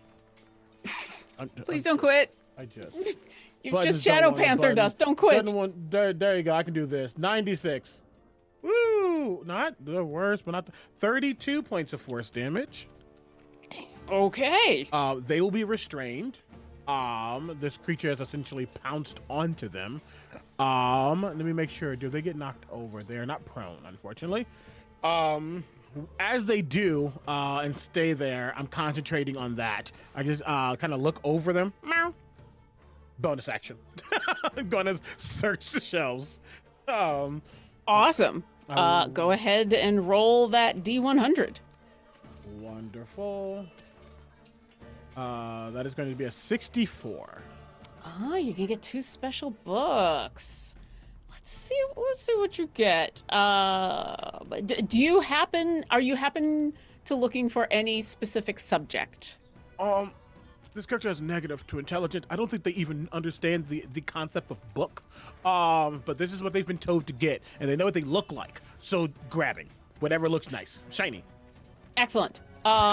You pull 2 books off the shelf that seem to have some of the titles that you're looking for. One of them seems to be some kind of cooking book called 50 Shades of Gravy. The other seems to be it's very esoteric. It says, The Wonderful Implausible Arcanum of Perplexing Conundrums. You're not even sure what that even means, but it's a very long title, and so it must be important. Can't even read it. Now question, the abilities you gave us, can you do more than one of them on a turn? Yeah, sure. You can do I as have a many of lot them as you I have got a stuff lot for. of movement, so I'll use 5 of it to do the. I will say you can do only one of the movement, one of the bonus action, That's and what I one was of the asking. actions. Great. That's all. Yeah, I didn't know. But you can do, if you want to do a movement and a bonus action and an action, Yeah. I'll let you do all 3 of those, but yeah. No, yeah. Moving action, bonus action. I just wasn't sure about the book getting. That's okay. I will have Okay. at least 2 books, and then on the next turn I can get more. Well, he's restrained. He is. And I'm not really that pressed, so I'm just gonna book it away from them. I'm just gonna Okay. do that, and then just kind of yeet. And I'm going to. I need to move. I have use 40. I have here. I can just get like here. So just to be clear, because you used your bonus action to do the searching, if you do want to use 5 feet of this leftover movement to do the supermarket Oh, sweep, I thought I you couldn't. Sorry, that's what I was asking. I thought I couldn't. You can. You can't use you can use the movement once. You can Yes. use the bonus action once. Yeah. In a turn. Oh, yeah, I'm of sorry. course. That makes understood. Yes, Yeah. then I will get 5 feet back technically, and I'll use 5 feet of that to do just the supermarket sweep and get at least the 10 books. Yes. And I guess another D100. You get, yeah. What I was trying to say is you can't do, I've got 40 feet of movement. I am now going to get Yeah. supermarket sweep yeah. and No. 80 of this. 100% makes sense. I was hearing something different. We got there. Then I got nope. 45 for the D100 for that, and I just kind of get yeet. It's probably in my mouth because I'm a cat. I'm going You know what? You're a cat. You're a kitty cat, and you meow meow meow. And And meow, meow, you know what? These books go where your pants went. Exactly. That is going to be my entire turn. Thank you so much. How about sorry. the other me? Other me will move forward. And if you'll allow, they are tiny. They're going to try to hop onto your back. Now they do have a flying speed, so it's not hard to do. But they're gonna kind of go up and just land. They're gonna give you the help action, but more importantly, if it comes up, a Tressum, within 60 feet of a Tressum, magical invisibility will fail to conceal anything from their sight. If these things try to suddenly disappear and leave, the Tressum's going to be like a radar for Puck specifically. Is it only invisibility, or do they have true sight? They do not have true sight. It just specifically says magical invisibility will fail to conceal. Good to know. Yep, gotcha. That's me. And they give you the help All action, right. so your first thing will be at advantage. First attack, if you make an attack, will be at advantage. And Puck, guess what? It's your turn. Okay. So right now my movement speed is yes. I would like to use 5 feet of that movement speed to supermarket sweep just the immediate vicinity. Yes. You do. You get your 10 books that you need, and give me a D100. What is that? 72. Not quite. None of these look special. Okay. But you got your 10. I did get my 10.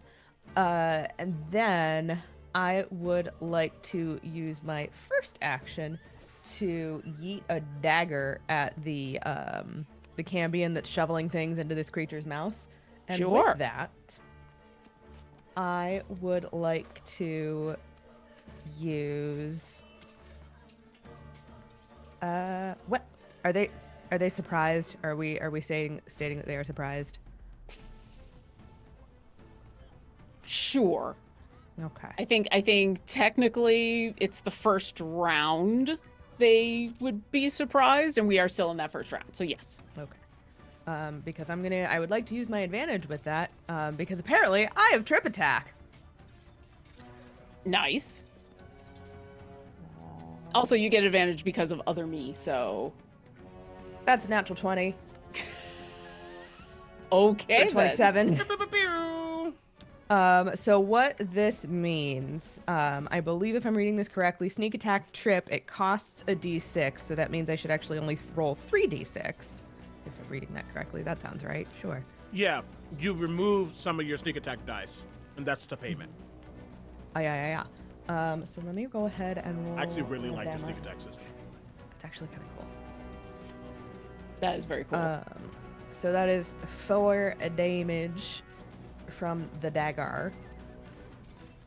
This is to Presley, but I know there's way more coming. I know there's much more coming.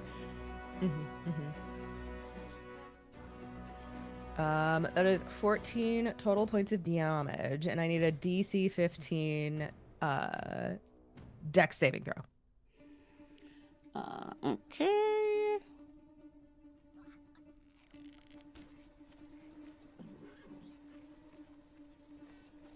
Oof. Yeah, that is gonna fail. So it's like the dagger flies across this walkway and gets him right in the knee, and the knee just buckles as he falls over. So that's my regular action. I would like to use my hasted action to search the shelves. Awesome. Yes. So yeah, yes, you're going to get one special book automatically. We'll get that in a second. Would you like to supermarket sweep again, or do you want to roll the D100? Let's roll that D100 again and see what I can do. Where did Let's do it. So on a 50 and above, you will get... No, fuck all. So of the one special one that you're going to get, do you have a specific topic you would like? Beans. Would you like a book about beans? I don't know if I've got specific about beans, but there is a lot here about plants and herbs. You know what? I want one of these fucking romance novels. Give me a trashy romance novel. Okay. Let's go for something by Stormy Wholesome has Hot Queen Crows. This one looks pretty trashy. You pull that one out. Yeah. It's a good, it just looks like a good read. Anything else? I used my 5 feet of movement. I used an action to attack. I used an action to steal crap. Bonus action. We're gonna roll another D100.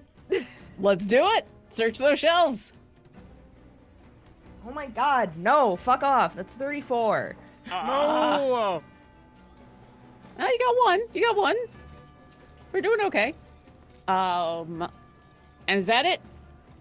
I've still got a butt ton of movement, so I think we're gonna. 'Cause I also have, apparently, as a thief rogue, I also have a climb speed. So can I parkour kind of like up and over the shelves here? Oh, absolutely. End up on the other side. Yeah, just yeet. So you watch Puck as he literally like takes a couple of running steps, runs up the side of the wall, dashes along the wall, and does like a perfect little like tumbling land to turn and hit the deck on the other side of Presley and this weird little book-eating creature. As you do, you see that, so Presley's poof on the ground from your hit. Is looking real hurt. Like, Cambion are supposed to be a little more beefy than this. And the same thing with, on the other side, Catus, Parker over there, he's looking real hurt. Oof, both of them. But up next, actually, coming out of the stacks is a creature none of you have had a chance to see yet. That I need to reveal. Come on, reveal for me. There we go. It's another one of these donkey-headed creatures, who supermarket sweeps their way out into the open and is grabbing a whole bunch of books and kind of stands there in the middle and huffs and is going to look up at you, Puck, and you are... Oh, no, you are not in range. But you know what? They can move a little bit closer, and Catus will be in range. Hold on. Hold on. I am holding, yes. Why? Well, because they moved, and Fair. so they're going to move a little bit more because they had History Month. Wow. Listen. You can't use it. You can't use Listen. it. I'm sorry, you Lauren, want to I go love you there? so much. They're going to move as they're shoveling these books into their bag. They're going to move up, and because they did happen to see this cat attack what you gotta assume is their boss, and they snort and say something in a language you do not understand, but kind of sounds like Sylvan, and I need you to make a wisdom saving throw DC 15. And I am going to impose disadvantage with my disadvantage. Because Black History Month.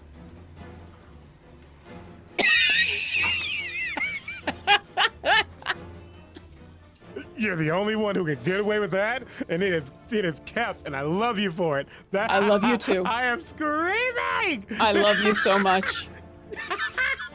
Oh God! I also am pretty sure you can still beat this DC, which is I don't know. Maybe I'm gonna roll we'll it see, in. we'll see, we'll see.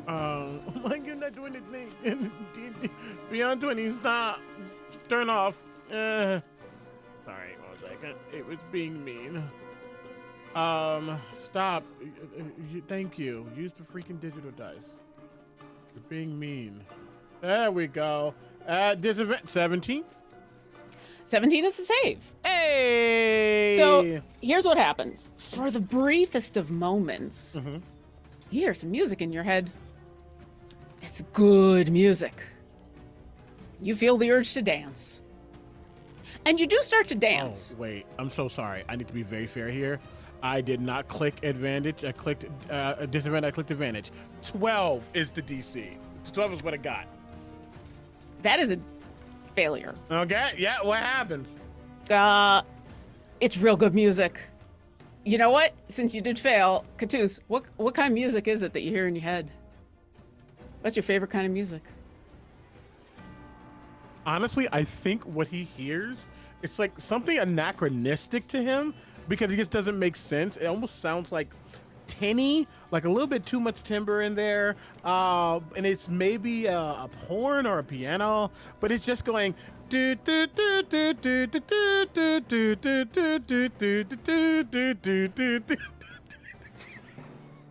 Excellent. It's like a piano. That's a thing. That's all he's hearing right now.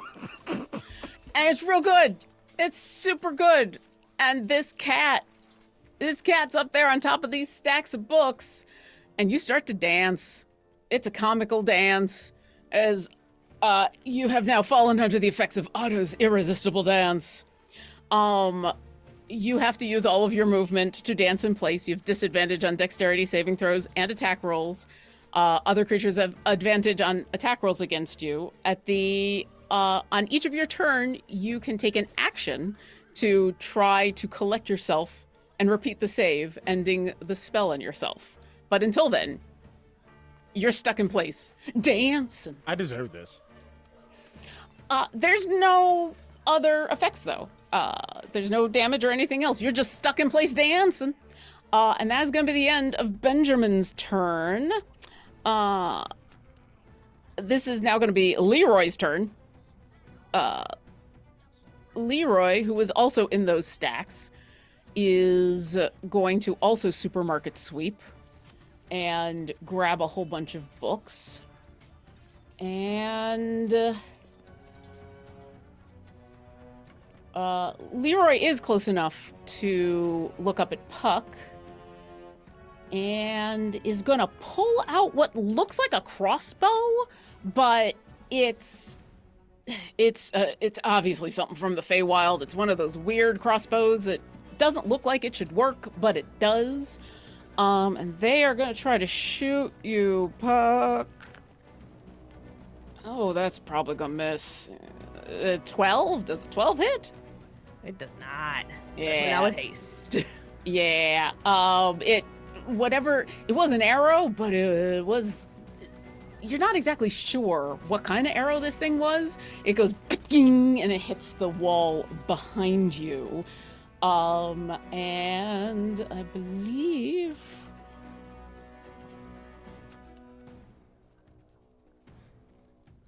No, I can't do that again.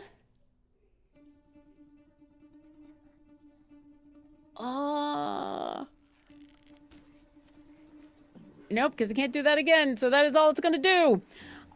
Next up is going to be the third guy, Dapple. Dapple is going to... Yeah, he's gonna come on over here. He's gonna supermarket sweep as well, and he's gonna also try to shoot you with kind of the same thing. Let's see if he's any better. That might hit. 22, 24 to hit you, Puck. Yeah, that'll do it. Okay. You are gonna take 6. You're gonna take 9 psychic damage. Ow. And there's something about this arrow, and I use that with quotes. It's more annoying than, I mean, it hurts, but it's more annoying than anything.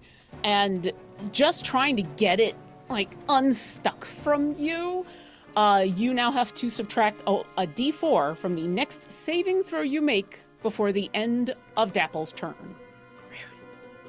I know, they're super rude. Next up is Jeremiah, who is spending the entire turn eating books. Movement, action, bonus action, nom, nom, nom, nom. Tongue comes out, eats books, nom, nom. Basically, the entire shelf in front of them is covered in slobber, but is devoid of books. Tedifer, we have come to you, my friend. What would you like to do? Like for me clicking the unmute button to work. I mean, that helps as well. 10 out of 10, doctors recommend. So quick question. I am off the map. Is the hallway I was standing in like where these 2 doors are, or is the hallway like just off the map? Like just so I know where I'm supposed to be. Basically, where you are is where the door is. So if you go 1 square north, that is your through door. Yeah, I was afraid of that. Okay, cool. If you would like to be somewhere else, I am willing to entertain you not being there if you pictured yourself somewhere else on the landing. No. I said I was outside the room. I just didn't know what that meant, so it just means I have to move 60 feet to get into this fight. So, the best thing I can do to accomplish that is a dash action, and for a bonus action, I think we decided we wanted to do... Yeah, that sounds like fun. Okay, so, Tedifer is going to see the fight has kicked off and everyone's running more, and he goes, Oh, man. Oh, okay, you remember you trained for this for all of 2 hours. You got this, Tedifer.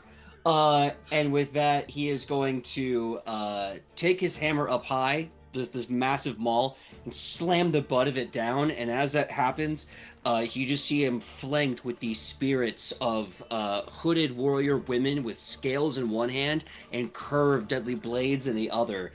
And he starts to stand up a little different now. His body and posture change, and he says, Evil beware! Your luck ends here. And he is going to then, like I said, use both actions to move after he has activated Spirit Shroud with Radiant for the Spice of Life there. So with that, he's going to move... He's going to move 60 feet, which pre-measured gets me to... Hold on. I think I did it right. Did I do it right? You could probably sweep one of those shelves while you run by. That's the problem. I'm not going to really get to a shelf with this. There are shelves on your left.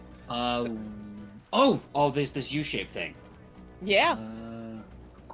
Where my ping? Yeah, so these are shelves on both sides, and I will say that there are still books there, so... Okay.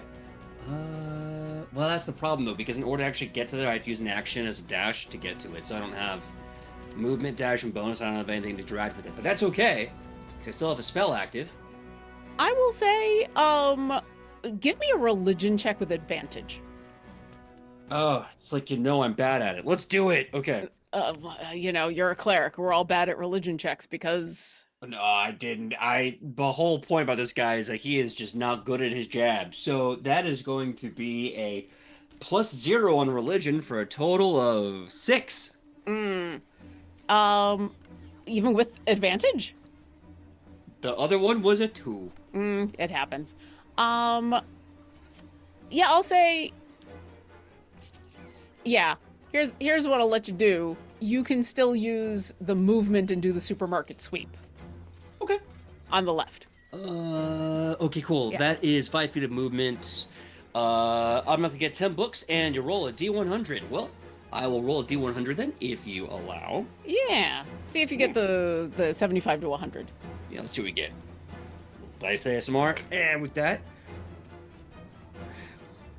have you ever gotten a 1 on a D100?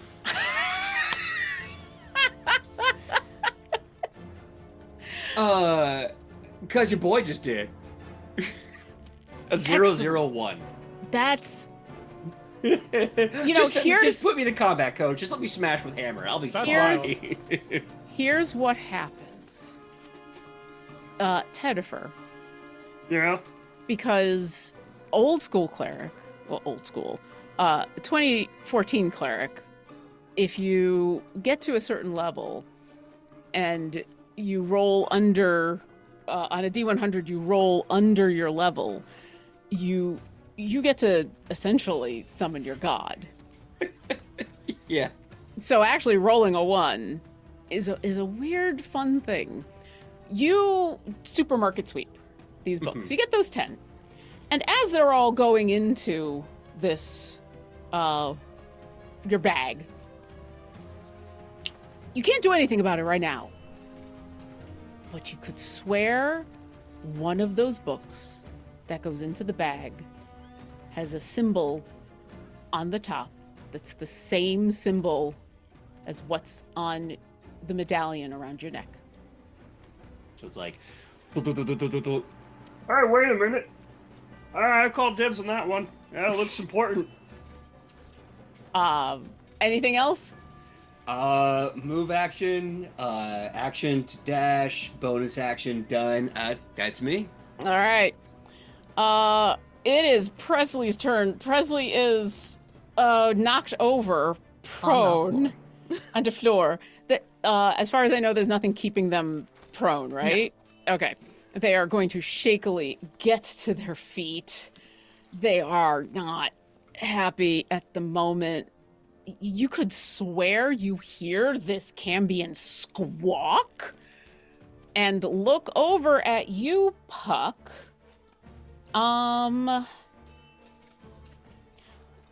What kind of armor are you wearing? What kind of armor am I wearing? That's an excellent question. Studded leather. Okay.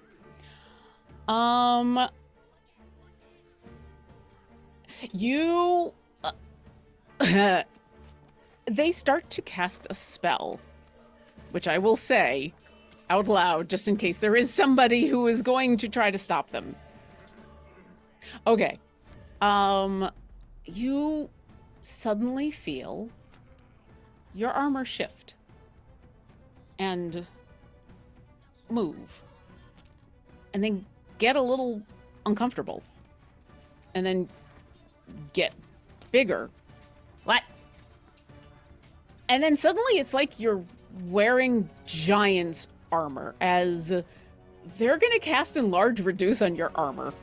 Are you kidding me? And your armor is now large size. You are now no longer armored and encumbered by your armor. Okay. You're swimming in a giant size studded leather. Oh, that's And- bad. They squawk at you again.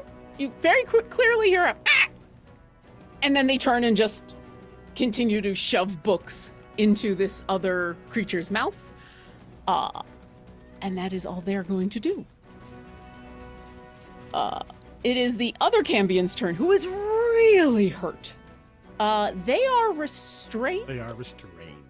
Okay, what do they got to do to not be restrained? Of course, I'm so glad you asked. Well, firstly, they're going to take some damage. And let me Oh. just double check. Does that go up? They're going to start by taking... Well, I did do. I'm so sorry. 11 points of force damage. Only one less than the max. Well, you don't have to worry about them no longer escaping from being grappled. So an interesting thing happens. They're struggling to get away from this. It was a panther? It was a leopard? It's a big shadowy variant of me. It was a big shadowy variant of you. And then all of a sudden, they go limp as they fall unconscious. They have been dispatched by your shadowy figure. You know when cats are just trying to paw at somebody sleeping? That's all this panther's just going to do for a bit. The cambion shimmers and shrinks and is no longer a cambion. As you watch as the illusion that was over this creature falls away, as it is when they die, of course they can't keep up the illusion anymore, and a completely different creature is now sitting there as you see a little penguin. No. I don't? You don't? Okay. Not expecting you to say a penguin. Yeah. There is now a small penguin, unconscious, dead, there on the floor, Now, does being batted Cartoons around know by your what panther. a penguin is? No. Just confused. Big bird. Does not like bird. Yeah, very, very big black and white bird with fins. And because it's a bird, the concentration will wear off. Because, no, that's not it. Up next is the cat, Grebo, who is also very pissed off at Puck. Puck, You're getting hit. I'm so sorry. And also poisoned, so. yeah, is poisoned. So that's disadvantage on attack rolls and other stuff that I should probably look up.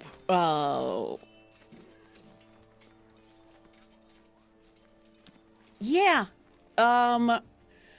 So this cat, you watch as it stood up and it's grinning at you, and then it vanishes and then appears right next to you. As a bonus action, it's going to teleport next to you. I don't like it. You're going to like it even less as it then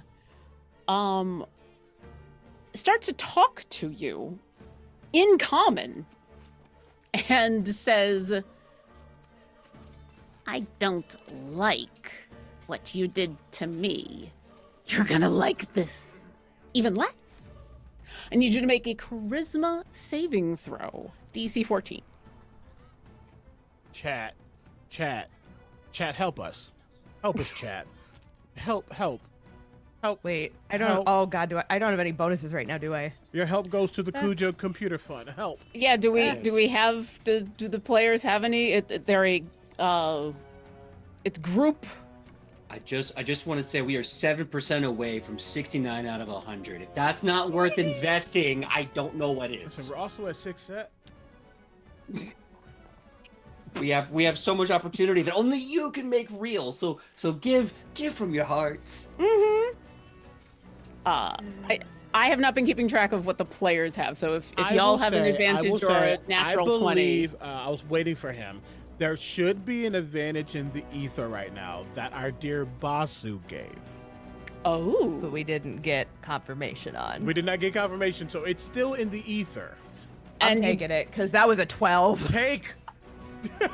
Take. There, and I do believe there is a nat 20 and a player advantage that y'all got at the beginning, so. There is.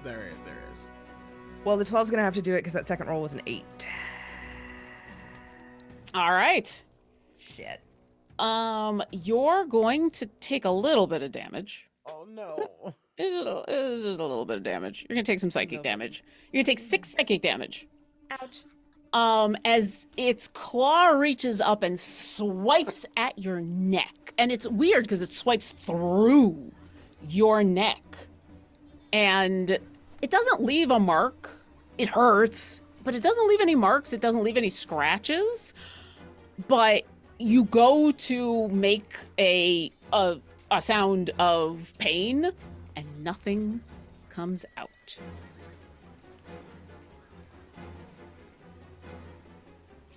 It has stolen your voice. And when it laughs back at you in your voice. You can repeat the saving throw at the end of each of your turns to get your voice back. But at the moment, it's just standing there laughing at you in your voice. We're at the top of the round. It is Catus and the other Catus. I want to be very fair. CB did a mess up, and it's okay. We're human. I mean, I'm just being in a meat suit, but we're human. So I'm going to offer this to Lauren. I forgot haste, Phantom Panther, both concentration. I will take the lethargy this turn. I'm not Are concerned. you sure? Because I will. Yeah. Okay. I'm not concerned. Um, I just, the person who has haste, I just stole their voice. I'm not concerned. That is fair. Then the second question, per the auto spell, do I have to use my movement now, or does action come first? Because if I potentially save, do I have my movement back? I believe, let's see. On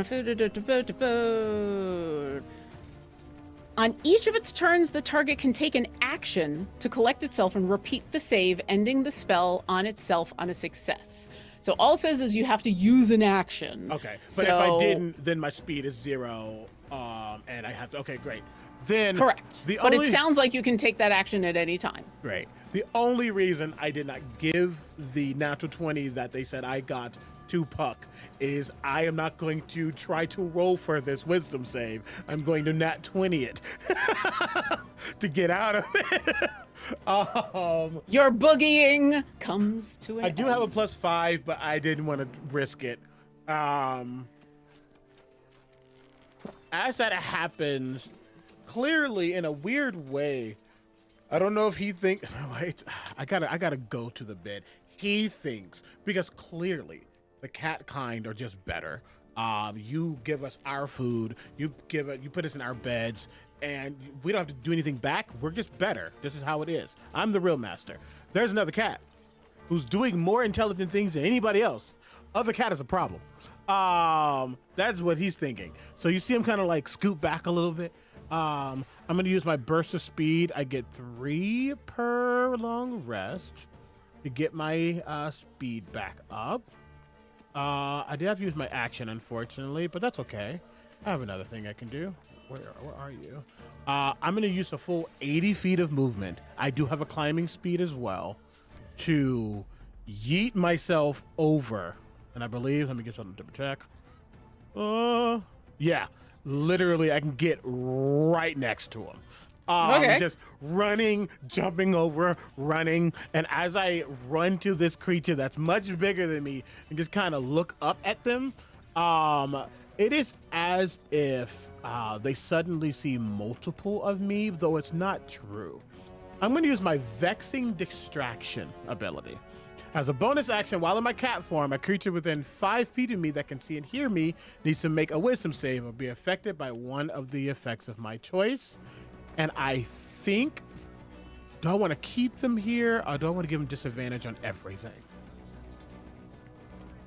I think I do the first. I'm going to annoy them. I'm just going to start going through their feet, and kind of like pawing all over them. They need to make a DC 16 wisdom saving throw, please.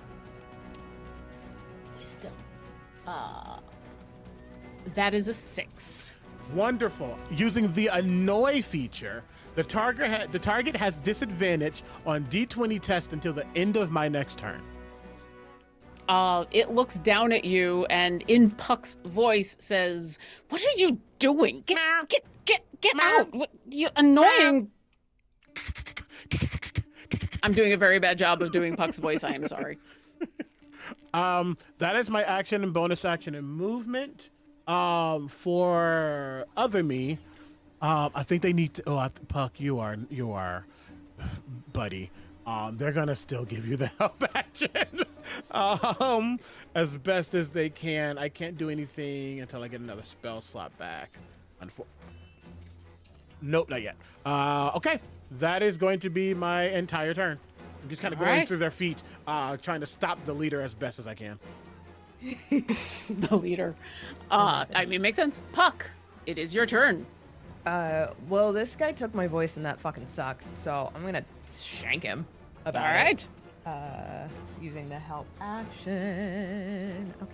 Okay. Does an 18 hit? Absolutely. Okay. So we're gonna... It is disconcerting to hear another creature in your voice cry out in pain. I don't like that. Mm. And then I think what I'm going to do is I'm going to sacrifice one of my 4d6s to sneak attack withdraw. Immediately after attack, you can move up to half your speed without provoking an opportunity attack. So as far as the damage goes, that is 10 points of piercing damage to the little bastard that stole my voice. Oof.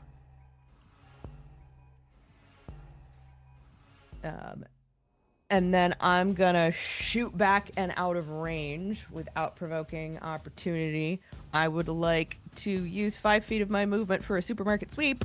Let's do this. Roll that beautiful D100. Come on, give me something. And Laura, I will not tell you what to do with your turn, but there's something I can do if you're somewhat close to me. It's especially because you're getting targeted a lot. Yeah, I'm moving like maybe 5 feet away to get that. Okay. Fuck. No. Nothing. Ah. Also, you still do get the 10 other books. So Yeah. you still get a whole group of them. Yeah. No. And then I'll bonus action it All right. for the secondary look. So 50 and over. 65. Awesome. Any specific thing you're looking for? Let's do anything about the mind psionics, telekinetics, telepathy, other stuff. Awesome. Both of them? Sure.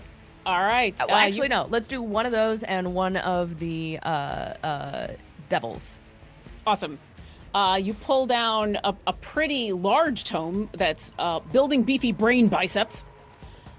And devils, you grab...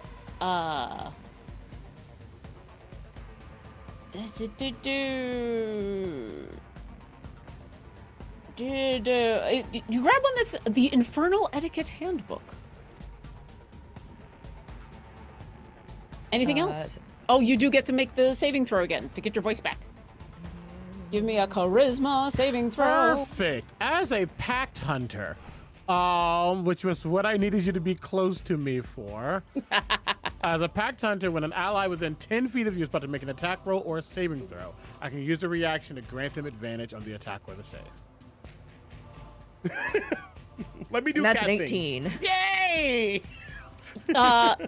You know, it's interesting as you kind of rub your voice box and you give it a little and you get your voice back. Huh. Okay. That, points with the dagger, was fucking rude. And then I'm gonna turn and use my hasted action to search the shelves again.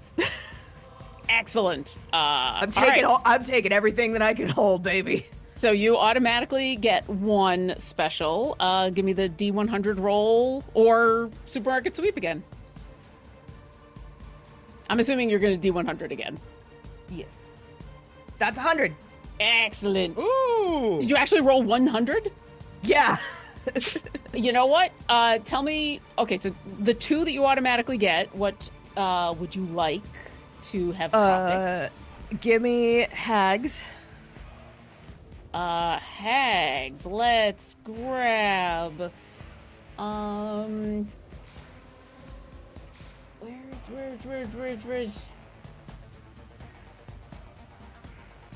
You find one, you're not sure it's about hags, but it says stir, swear, repeat. Amazing. And the other one? Let's do, a little blasphemy never hurt anybody. Killing gods. All right. Destroying deities with Xeno divination channeling.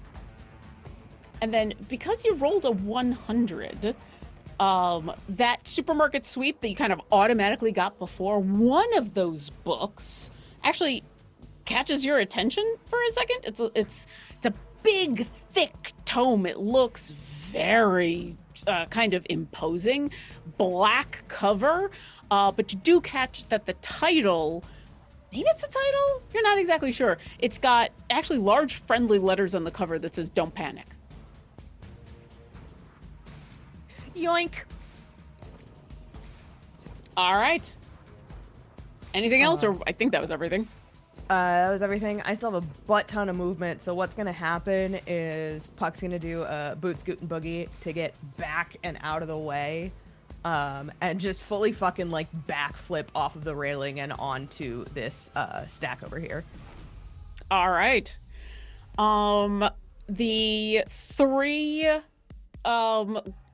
the three donkeys on the floor have watched as one of the people paying them is now dead, and they all bray at each other in what you get is Sylvan, and the three of them are going to spend their entire turn just ransacking this place.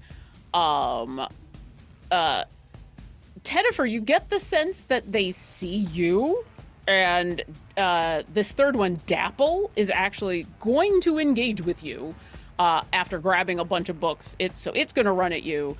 The other two are going to just spend the rest of their turn just grabbing book after book after book after book. Dapple is going to pull out what looks like a stick and is going to try to hit you with a stick, and you're like, what is a stick going to do? I don't quite get it. Does a 19 hit you? Yeah, it does. Okay. You are going to take not a ton of damage because it is just a stick. You're going to take 7 bludgeoning damage and 1 psychic damage. And then it's going to hit you with its stick again because it seems very happy that it hit you with the stick. Does a 19 hit, I'm assuming. Yeah, it still hits my great giant head. Yeah, it's going to give you 7 bludgeoning damage and 2 psychic damage. It has entered your shroud, however. What happens? Okay, so Spirit Shroud is not the same as what's the other spell called? Spirit Guardians. Spirit Guardians, thank you. So Spirit Shroud only does damage, let's see, until the spell ends. Any attack I make deals a 1d8 extra damage when I hit a creature within 10 feet of me. So it won't take any damage until I hit it. Okay, good to know.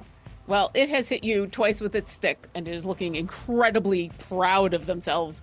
That is the end of its turn. Jeremiah is going to move to the next stack and continue to eat an entire stack of books, leaving behind nothing but slobber. Tedifer, it's your turn. Okay, so Tedifer, after getting thumped in the head twice, goes, "Ow! I thought door frames hurt. You suck." And as he's holding this giant maul, he takes the backhand hand off the hammer, kind of puts the hammer behind him, and extends a hand. And you start seeing gold and silver light kind of move through a gradient until the holy symbol appears. And he is going to put his hand right on that nice center mass and cast a guiding bolt like a shotgun. Okay, roll your attack. Alrighty. I'm going to use that advantage that was given to us. Sure. Better. That is going to be, with my magic action, a total to hit of... Where did I put... There it is. That's going to be 19 to hit. Absolutely. All right, second level guiding bolt coming down the pike. Yeah. Oh, that's a lot of sixes. Out the gate, that's 18, 20, 23 radiant damage. And he is glowing like the midday sun. He's a glowing, dead, donkey-headed creature on the ground. As you put your hand out, in one shot, and you let go, and now there's a corpse on the ground in front of you. As soon as I blast the corpse, I'm like, Oh, man. Oh, no. You were supposed to be stronger. Oh, man. I'm an asshole. No, that's and I the start ass. robbing him for his books. Just like, well, I mean, you don't need them. So, like, I mean, we do, and that's my job, and I'm so sorry. I am so sorry. Is that a bonus action or is that a move action? You know what? It's a bonus action, but you know what? He's already got a bunch of books. Give me 3 subjects you want books about. Oof. Okay, let's go back to the list. And by the way, that you're supposed to be strong a bit is a reference to Invincible. Everyone is doing great. I was just making a joke. Let's see. We have talked about devils killing gods. Give me. Did we already do hags? Did someone search for hags? We did a hag. We got Okay. headaches. Okay. Let's do dragons. All right. Weaving flame-proof pajamas. That sounds interesting. I look at this book. I look at my golden dragonborn body that I'm still not used to. I'm like, Man, I really need to. I need this book, but no. The job is not about your flannel pajamas, Tedifer. It's about giving this book to who needs it. and he puts it into his belongings. All right, one more. One more book. That is going to be cooking. Cooking. Turnips, the god's own gift to the world. He goes, Yeah, my mom likes turnips. and he puts them in his bag. Excellent. Anything else? Let's see. Attack action, bonus to pilfer. Move action. Sure. Okay, with the move action, I'm going to go. Where is it? No, I need this. You can use 5 feet of that to take more stuff. Oh, she's totally right. Can I take 5 more, or with 5 feet of movement, can I steal more books? Absolutely.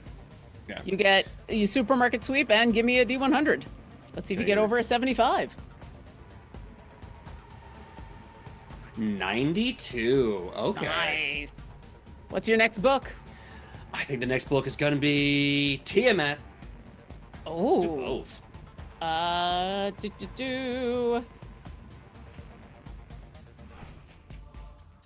You pull out a book that's called Baby Dragon Destroys a Village. Just was looking at it like, Oh man, I hope there's pictures in this. Oh You- man, there are. You open it up, and there are adorable pictures in it because you find out that it's actually an adorable children's book. But it is This about is- it's actually about Tiamat. It's like if a Tiamat cultist wrote a children's book. this is killing me. I love So this. cute. Just like this is. I just like hold it. I'm like, Hey guys, this is the cutest propaganda I've ever seen.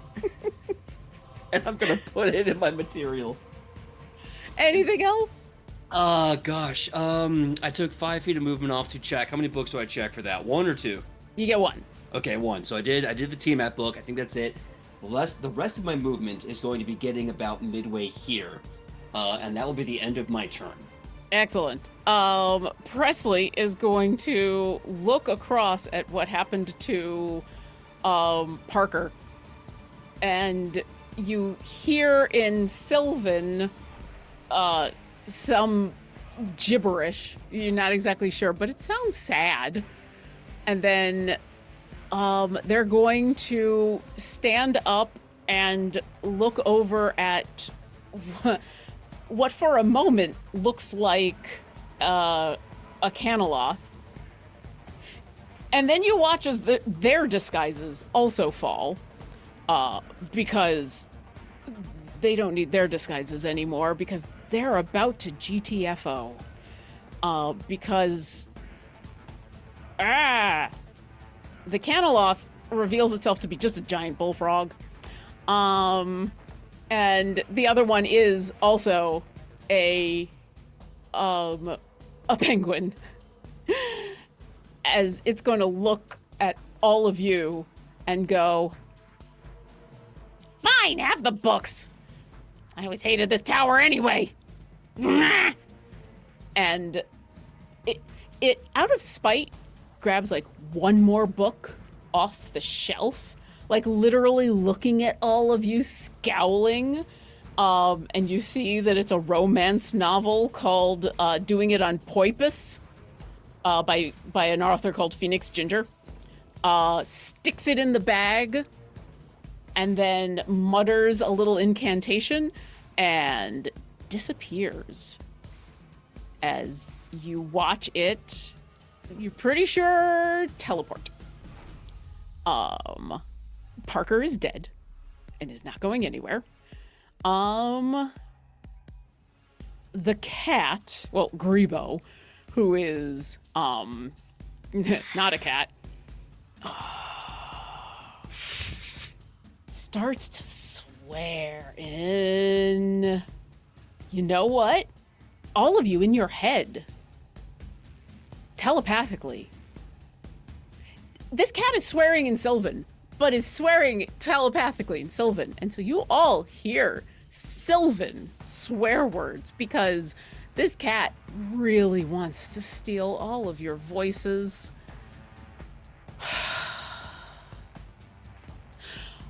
But they've been told to leave. So fine. Catus, are you still winding its way around? Yeah. Okay. He's like, I'm the better cat. Get out of here. How dare you be in my presence, in my home, under my roof. It is gonna try to take one more souvenir on its way out. It is going to grab a claw and swipe at you. I need you to make a charisma saving throw. Okay. Oh my god. Stress. That is a 23. You succeed. You'll take half damage. Okay. But you retain your voice. I am not concentrating. No, sorry. The haste. Haste will need to be concentrated on. So how much damage? It's only 7 psychic damage, so your DC for concentrating on the haste is fairly low. And then it's going to grumble, and you will hear it you'll hear it say something else in a language none of you understand, and it'll and teleport away. No, I wanted to kill it. How dare it? I have an enemy now. Catus, it is you and the other you's turn. Damn frog still there. The damn frog is still there. But he's just a frog. It is a giant frog looking a little distended as it is full of books. Oh. Y'all, promise this is a meme. It's not a meme character, but the bit, part of the bit is required. Part of it. What's more bang for my buck, though? I think there is an anger that kind of goes over. You know when a cat is just unforgiving, is not happy about the situation. You're in its territory. He kind of steps back a little bit. While I'm stepping back, I'm gonna do my bonus action to. I don't think I need my bonus action for anything in particular. No, I'm going to search. Okay. Yeah, bonus action. Give me a D100 roll. 15 above. That is an 80. Ooh, okay. What 2 subjects would you like? Oh, I've actually wonderful. Let's do alchemy. Alchemy.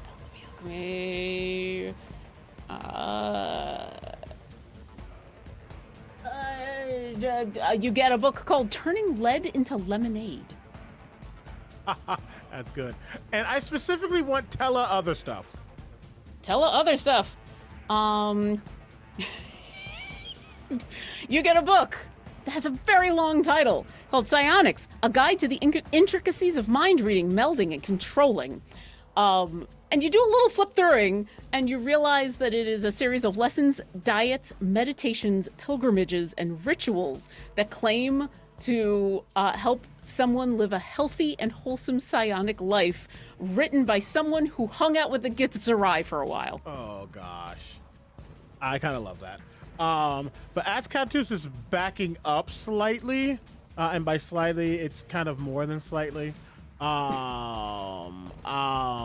kind of naturally, I think Puck, because you're up there, you would just suddenly see like a laser maybe start to point towards Jeremiah, and then another one, and then another one, and you'll just see Catus's eyes, I guess, kind of as they look back, they're almost just like staring at that laser, and everything about them wants to pounce. And they don't, but it's like their essence does. As my collar of fireballs is going to target. Oh my god. The Jeremiah. The Jeremiah. You know, 20 feet technically will hit him too. So I'm going to use, I don't know, how many beats? Let's say 4 of them. Okay. It needs to make a dexterity saving throw. Leroy 2. Okay. Let's do Leroy first, since Leroy probably has it. Nope, not with a 2. He rolled a 2. Jeremiah I said rolled a 4, so that's going to be. Yeah, both of them fail.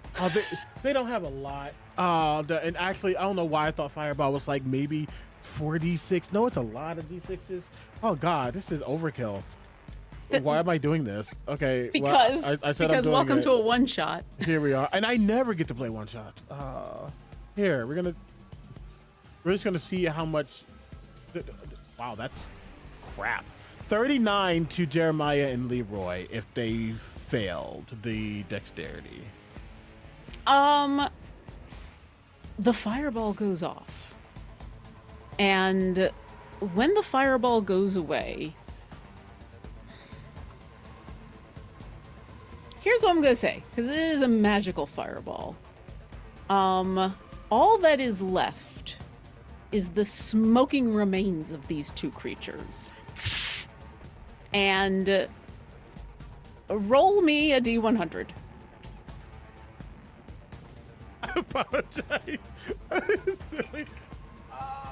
99. That's kind of cool. We've never done that before. You don't actually set the bookshelves on fire. It was a laser. The books that Leroy had grabbed are destroyed, gone. The ones that Jeremiah was holding, something about this being a giant frog, a giant wet frog. There's nothing left of this frog. It's like the frog evaporated. This frog is just not even there anymore. It's just a pile of books that you, at your leisure, once this is all over, will get to go through. And you realize Jeremiah had found the rest of the romance novel section. And while I won't go through all of the books, you do realize that there's a prolific author named Phoenix Ginger, and they had just like cleaned them out. Books called Two Can Play at This Game, Toucan, Horsing Around, Go Milking, Beacon Me Forward, and then there's the entire Owl trilogy. Owl Be Damned, I'm Owl Over You, and Owl Always Love You. Lauren, what are these books? 2, you're an icon. 3, that's hilarious. They're all yours now. A bunch of romance novels. Would you like to do anything else? It's truthful. I think looking at just looks back to Puck. So what else do we need here? I mean, the more we grab, the more we get paid. Money. Things I do not understand. I asked my entire turn. You already know other me is with Puck for whatever they actually. Other me is going to dash, I think, and get to Tedifer. I said, do they need to dash? Is the question. Yes, they do. Just to help them out, just in case. But that is me. Okay. And the other you? Yeah, yeah. That was they're the other going you. Okay. Yeah, I made a choice. I believe all that is left on the board that are alive and still here are Benjamin and Dapple. Puck, it is your turn. Cool. I would like to use 5 feet of movement to do the thing. All right, go ahead and roll.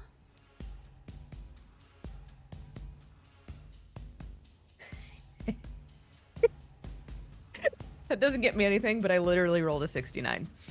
Nice. You know what? Just for a 69, you also get another romance novel called Hedgehog and His Bets by Chloe DeWitt. Oh my god. Lauren. What else would you like to do? Listen, I've been prepping for this game for a while. You know what we're gonna do? We're gonna use the 5 feet of movement, the bonus action, and my regular action to get books, supermarket sweep, all of it, everything. Excellent. Nothing on the D100. Yeah, anything over 50 will get you books. That's the last roll is a 62 though. Okay. And you said you used your action as well? Yeah. But I Okay. still have my hasted action, so I'm gonna hold on to that. Okay, so we're gonna get 1 automatically, and then we're gonna get 2. So we're gonna get 3 books. What topics would you like? Give me 1 on cooking, 1 on herbs, and give me another romance novel. I want to see what other titles you have. Okay. Cooking. Let's go with potatoes that resemble flumps. A pictorial. Cooking. What was the next one? Herbs. Herbs. It takes no time. Easy gardening tips. Oh my god. It is THYME. What's the next Oh my one? god. Give me another romance novel. Romance novels. White Shadowy Horses on the Run by Cecilia Chase. It is. The cover is exactly what you think it is. Amazing. And in that case, we're gonna use the rest of my movement to shoop, hop, and then we're gonna swing another dagger at the remaining donkey-faced motherfucker Okay. with my hasted action. Donkey. Does a 17 hit? Probably yes. Absolutely.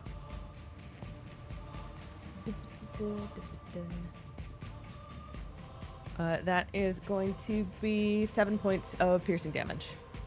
And that's on who's left? Benjamin? Benjamin. Benjamin is left. Benjamin is hanging on by a thread, but is still up. Anything else? You could always run at Benjamin. And is that it? Yep. Benjamin is next. And Benjamin is gonna say some dirty words at you in Sylvan, but is gonna take your advice. And GTFO. You see him pull out what looks like a scroll and crush it in. Actually, he's gonna eat it. in his big donkey mouth. It's just going to pop in his mouth, and then gone. And we are out of initiative, as that is everybody in the tower. There's a weird moment of silence. There's still a little bit of cackling fire that's going out, and the smell of burnt books. But you have the rest of the library to yourself. You're gonna see Katus hop off, and as he does, he reverts out of cat form, his true form, into the humanoid for a bit, because in a weird way, it's a little uncomfortable at times. Hate that I hate that form more than I should. Can we go? I'm bored. Puck is gonna flip down from the top of the bookshelves, and I think that's the moment where the haste drops. So like they land on their feet and then like immediately stumble and kind of lean back against one of the stacks and just yeah, give me a second. Oh yeah, Yeah, you go all ahead. do that. Yeah. And I will. Here. Okay. Yeah. Does anyone, on a scale from 1 to 10, does anyone need any form of medical attention? Ow. Okay, no, I got you. Hold on. Hey, God, make them feel better. As I cast a why not a 4th level healing word. 84 plus 2. Good grief. Nice. 1, and that's going to be 4, and that's going to be 7, and that's going to be 9, and that's going to be 10, and that's going to be, that was cocked, and that's going to be 12, and that's going to be 14, and that's going to be 16. So that's 16 plus, you get 18 healing. Thank you. You also. Oh, go ahead. Sorry. No, I'm back to full health. We're good. As you're doing that, you'll just see Katus just like licking himself, just over and over, over most of his upper self probably. As I cast Cure Wounds on myself. Nice. Oh my god. You know what? I might as well do a 2nd level Cure Wounds on me, as he's going to take a deep breath and go, Oh, man. Whew. I don't know about y'all, but I got a lot of books. I don't even go to a library often, on account of I bump into everything. But man, today was a great day.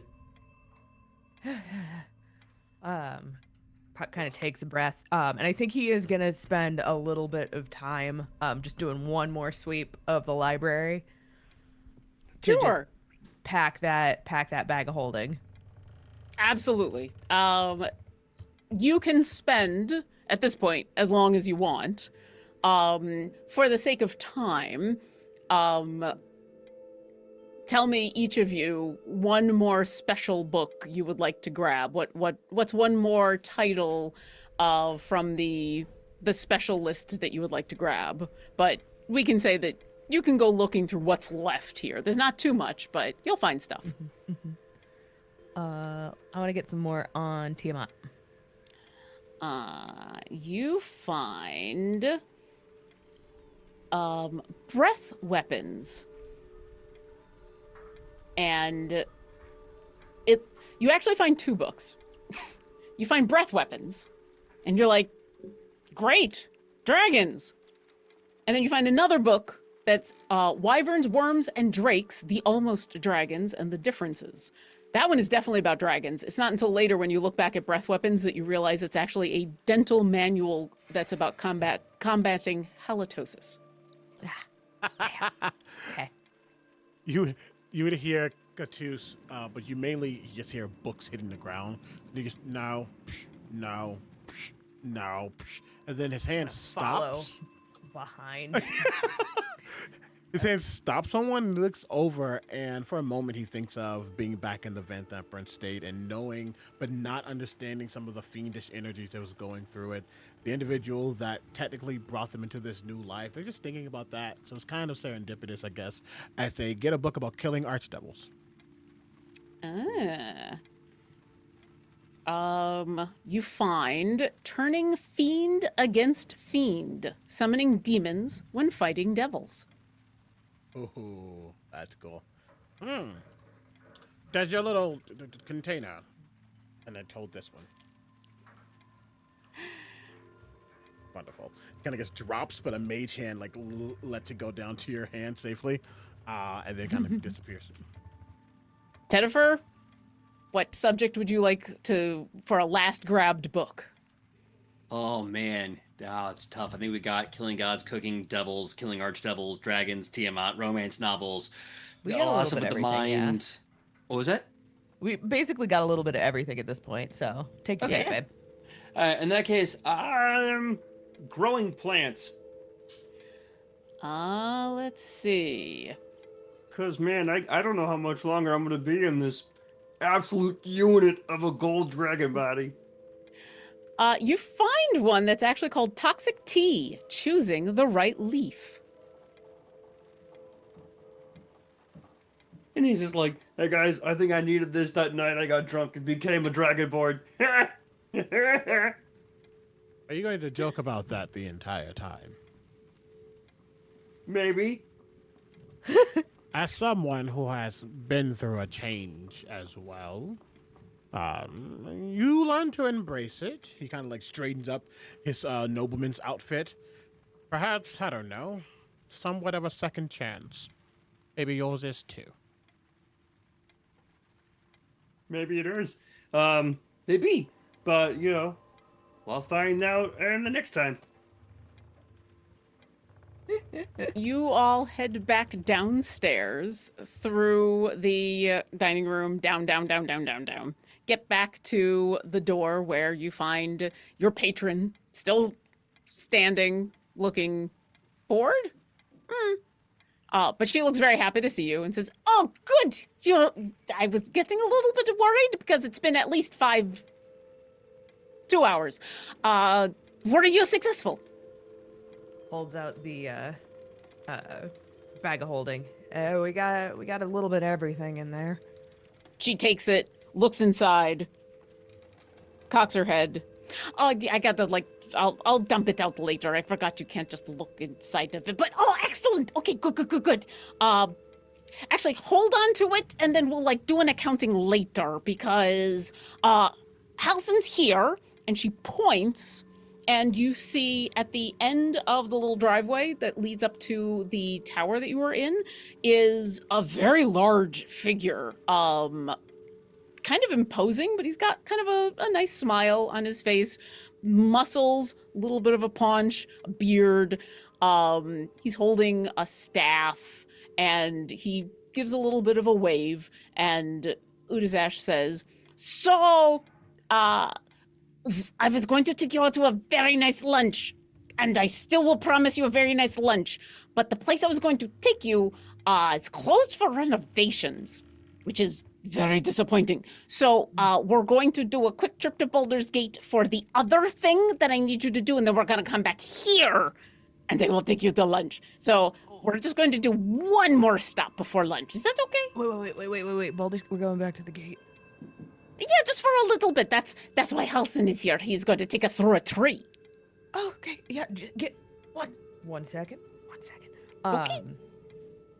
So Puck, at the realization that we'll be going back to the gate, thinks about the people at the gate that are waiting for them to end up at the gate, because they probably shouldn't go back to the gate, without changing their face. So you all watch the sort of soft, rounded, almost androgynous features shift and morph into a very unremarkable looking human male. Short cropped hair, medium brown skin, brown eyes. Just like, all right, great. Yeah, I haven't used this face before. What was it? Okay, we're good. That was very cool. It comes in handy. Do the rest of you need to change your face too? Oh, technically, no. No. No, I'm good for now, I guess. I really can't. No, I'm good. Perhaps we can swing by my old home. Never mind. I'm just a curious little cat.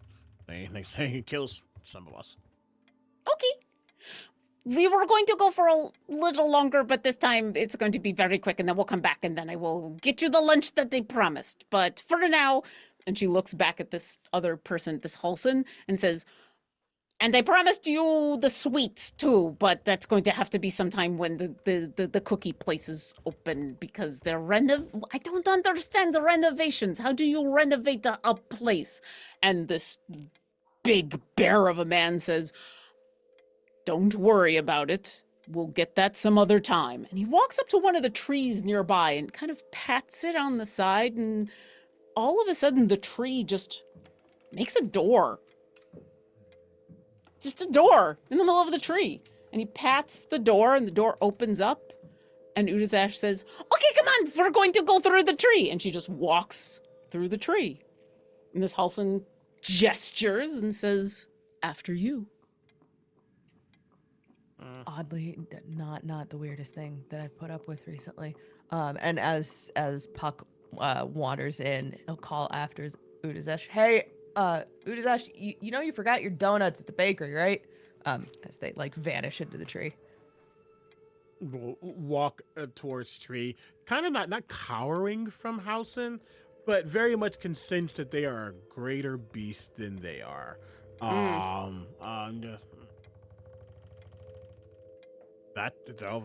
peed on that, just so you know.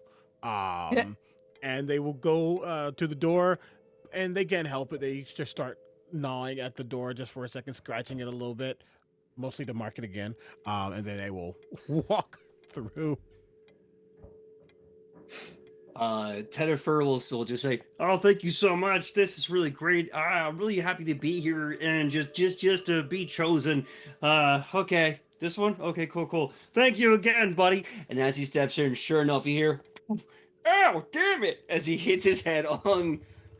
Duck, bud.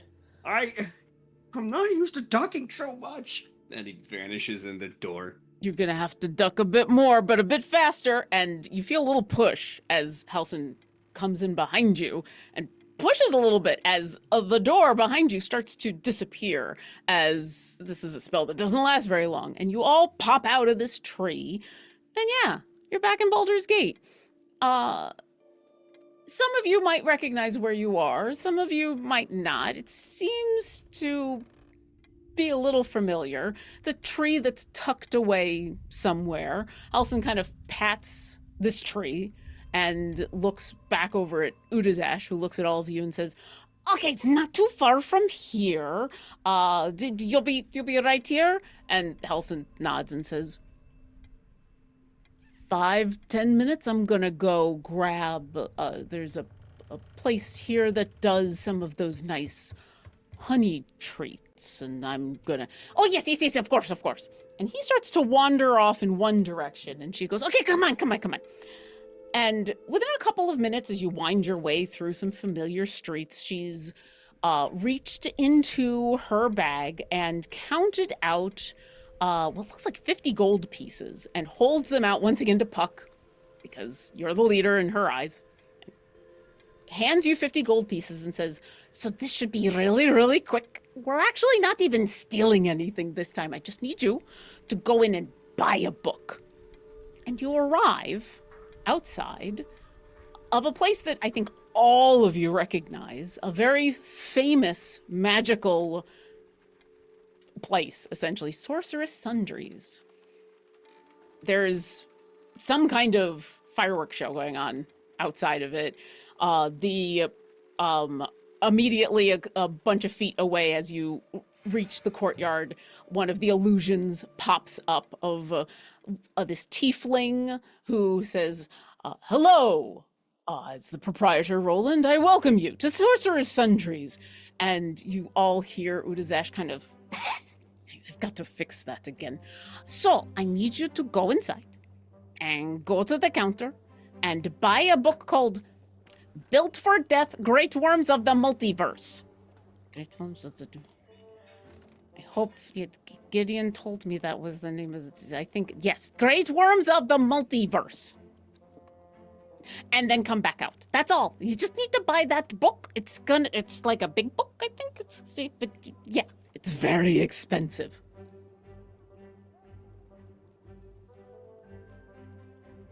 Where's his money coming from?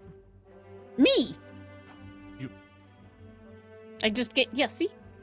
Oh. You want us to buy it for you? Yes. I don't understand humanoids.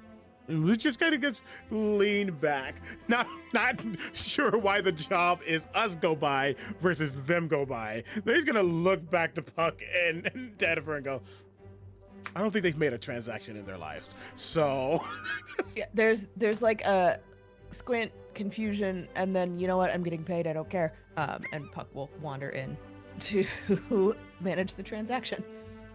follow. Jennifer's just gonna like shrug and again just have that kind of goofy walk. As you all walk on inside, what's your passive perceptions? 14. 15. 12. Catus, as you walk inside, you are the one who notices that immediately Udazash has knelt down by the this illusion that has popped up of this tiefling that has started to introduce themselves and has started to fiddle with something on the ground.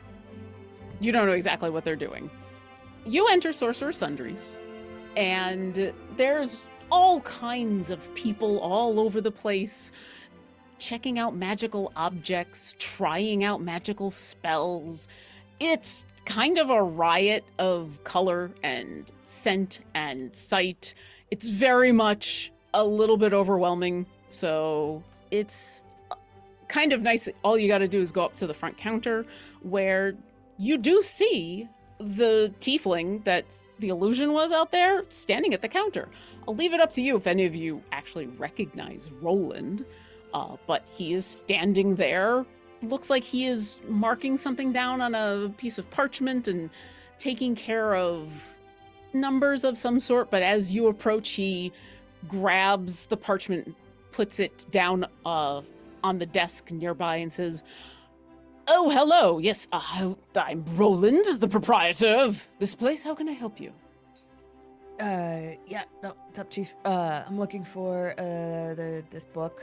And I will provide the name because Laura is exhausted and cannot remember the title. Fair enough. Oh, that is quite the tome. Built for death, great worms of the multiverse. I do believe we have that in stock. That is a very expensive book, though. Plonk.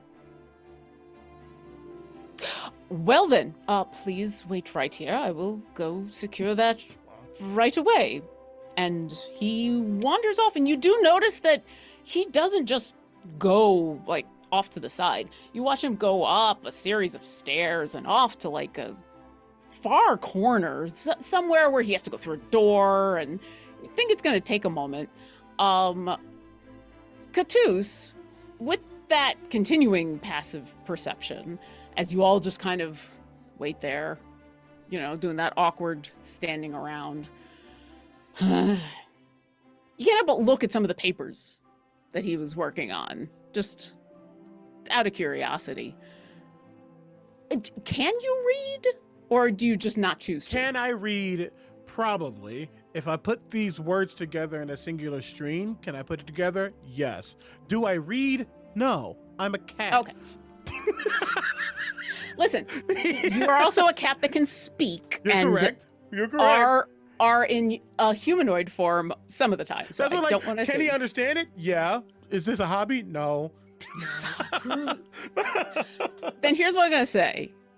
You don't read any of the words on this page, but you do notice that several of the pieces of parchment that he put down have fairly nice illustrations on them of people. One of them looks exactly like Udazash. I do think, pictures and illustrations are nice. I do think he begins to focus on that. I would say Puck as well. When you were handling the money, you almost saw Catus start to put his hand out and get kind of innocent about to cast friends. Probably not the best idea. So glad the money came out, and he just gonna start looking over, kind of pawing at the illustrations. His curiosity being piqued now, to just kind of look over them. Who are these interesting humanoids? Puck is also nosy, so if he notices Catus like pawing through stuff, he's just gonna kind of like Just lean over. Yeah. As you all kind of lean over, as Catus basically starts pulling apart some of these parchments, you see that all of them they're basically the Sorcerer's Sundry's version of wanted posters. So none of them are like official City Watch wanted posters. None of them are like, wanted for crimes, but they look like that's what Roland was doing, was like creating their version. And so it's actually really nice drawings of several beings. And at the top it does say wanted, and then at the bottom there are actual instructions essentially. And the one for Udazash does list her name. It's got like 3 apostrophes in it, although you haven't seen her name, so you don't know how it's spelled. It says wanted for information about a missing tome of extreme value, 1,000 gold for the delivery of her to Roland, proprietor of Sorcerer's Sundries.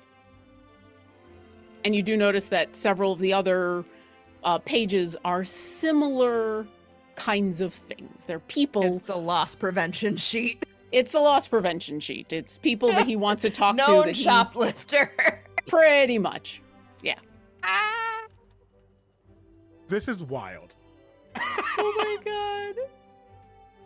You know what? Can I do one last bit of mischief, DM? Always. I Can wouldn't I put this in front of you if I wasn't expecting mischief. Just real quick, because, well, he's good at it, and this is kind of what they do. I would like to see if I could just slide that poster of Udazash free and just vanish it into my cloak. Absolutely. Give me a sleight of hand check.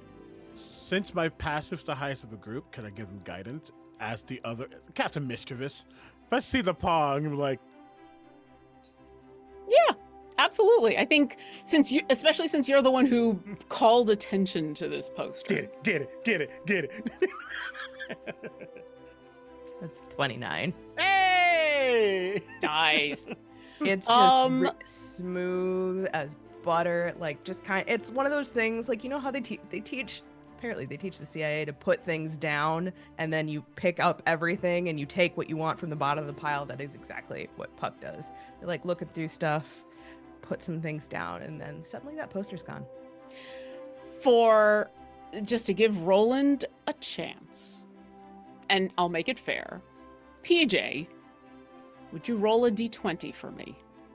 And let's see if, as you're doing this very, very suave, sneaky maneuver, just as Roland is coming out of a side door all the way up, let's see if Roland actually notices. Dieface says 9. I believe that means Dieface says 9 as in N-E-I-N. So, you pick up this poster and stash it away. Do you do anything else? As you've got another couple seconds before Roland appears? No. I don't know what you're talking about. Roland appears? If there's like a, that's really how I help in this moment. Because if there's anything loose, just a couple more of those posters and maybe like a pencil or a quill. Just, the quill and the ink are just knocked over. It's all over the place. Ah, shit. I'm also prepping Bless in case he tries to do any like, how dare you cast a spell? Are you lying to me? I'm prepping a Bless just in case. Prepping a bless. Yeah. The quill and the ink land right on top of those other posters. Oh no! Shit. And so as Roland comes down carrying a very large tome, sees this and goes, puts the tome down on the book. Prestidigitation. a counter. Oh, Prestidigitation. Prestidigitation. But as you cast, like, you see that he's in the process of about to cast prestidigitation, Mhm. but because he's carrying the big, large book, puts it down, sees you cast prestidigitation, and the annoyance that was on his face actually drops. Oh, so seeing sorry. You cast it. It's a habit. It's a habit. It's a habit. Totally, just a habit. It wasn't on purpose at all. Just a habit. You know what? I should have put those in a better place than just right there on the counter. Thank you. I appreciate Just it. a And he target. reaches down and puts it back up and puts the quill.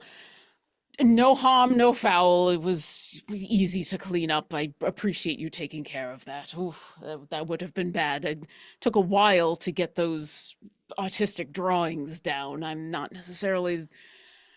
My art skills are a little rusty, so I appreciate that. Okay.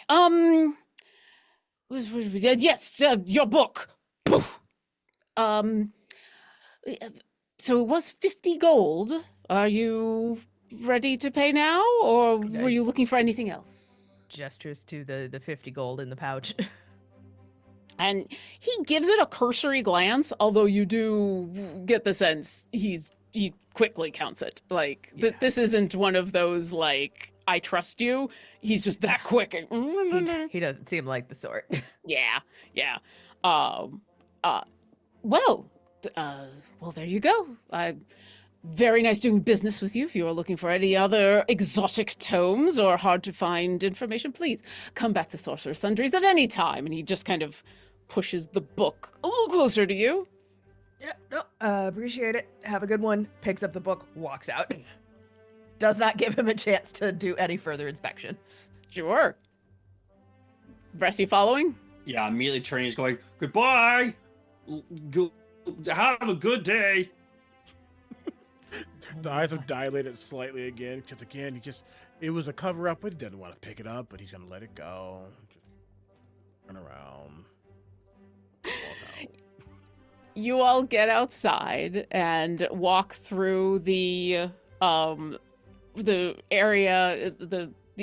You basically walk outside a few feet out from the main doors to find your employer still on the ground fiddling with something, and the actual illusion of Roland that you now realize is him glitching and repeating itself. I'm Roland, I'm Roland, I'm Roland, I'm Roland, I'm Roland, just over and over and over again. She sees you and stands up and says, oh, yes, that was very good. Oh, you got it.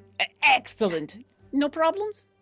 Yeah, no. And Puck will hand the book over, and slipped in the front cover is that wanted poster. Excellent. And she opens it up and sees the wanted poster and goes, oh. You know, I was wondering if he was, that's disappointing at best. You know what? I don't ask questions.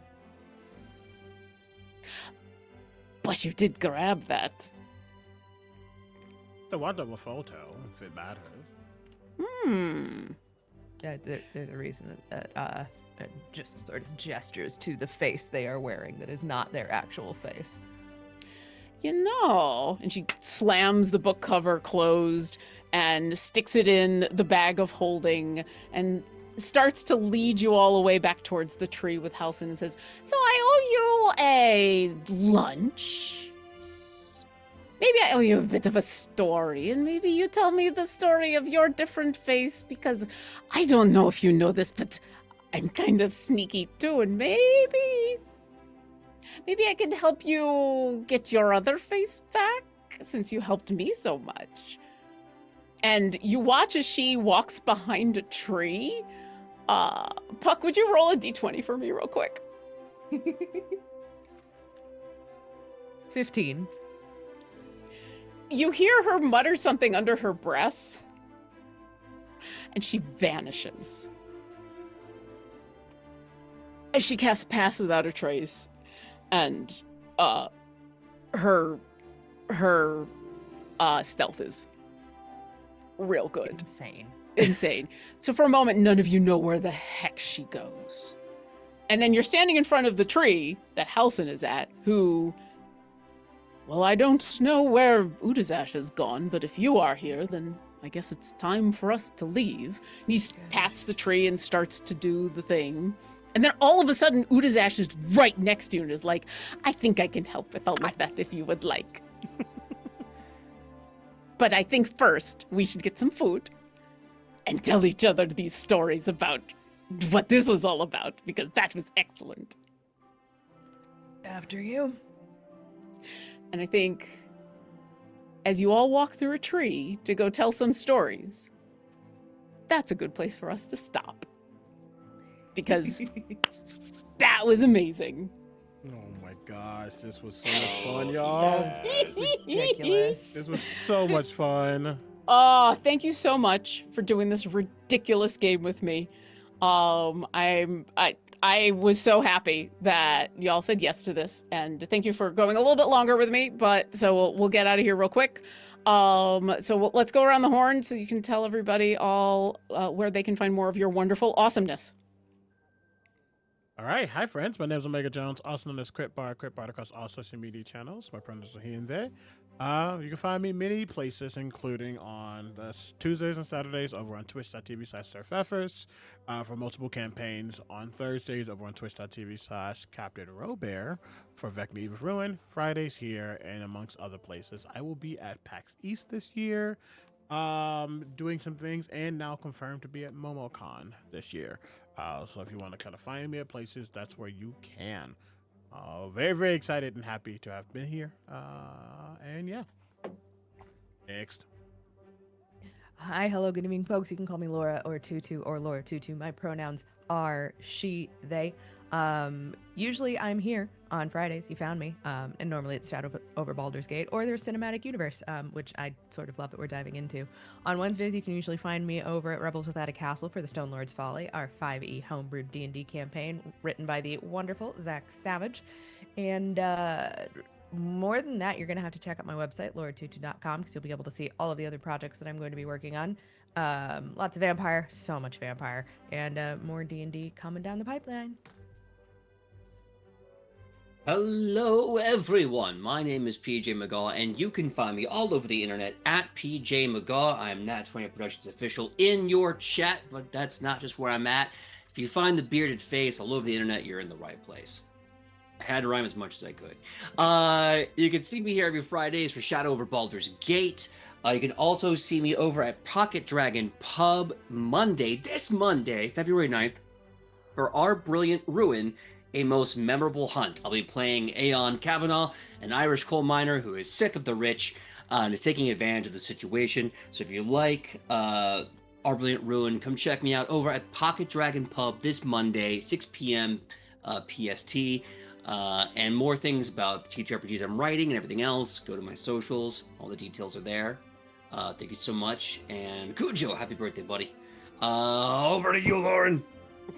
Hi, I'm Lauren Urban Sheeher. You can find all the stuff I'm doing at lauren-urban.com. And thank you to everybody who came and donated, because Cujo is awesome and we love our chronicler. Thank you to everybody who came and watched. Thank you to these three absolutely wonderful people for staying late and playing my silly game full of books and telling a wonderful story with me. And it looks like we are rating Dungeon Dropouts, who are doing a charity stream for it's Races? I always pronounce this wrong. I think it's like racist or racist. Yeah. Yeah, but they're a wonderful charity, so definitely go and support them, and hopefully we will see you next encounter. Bye. Bye.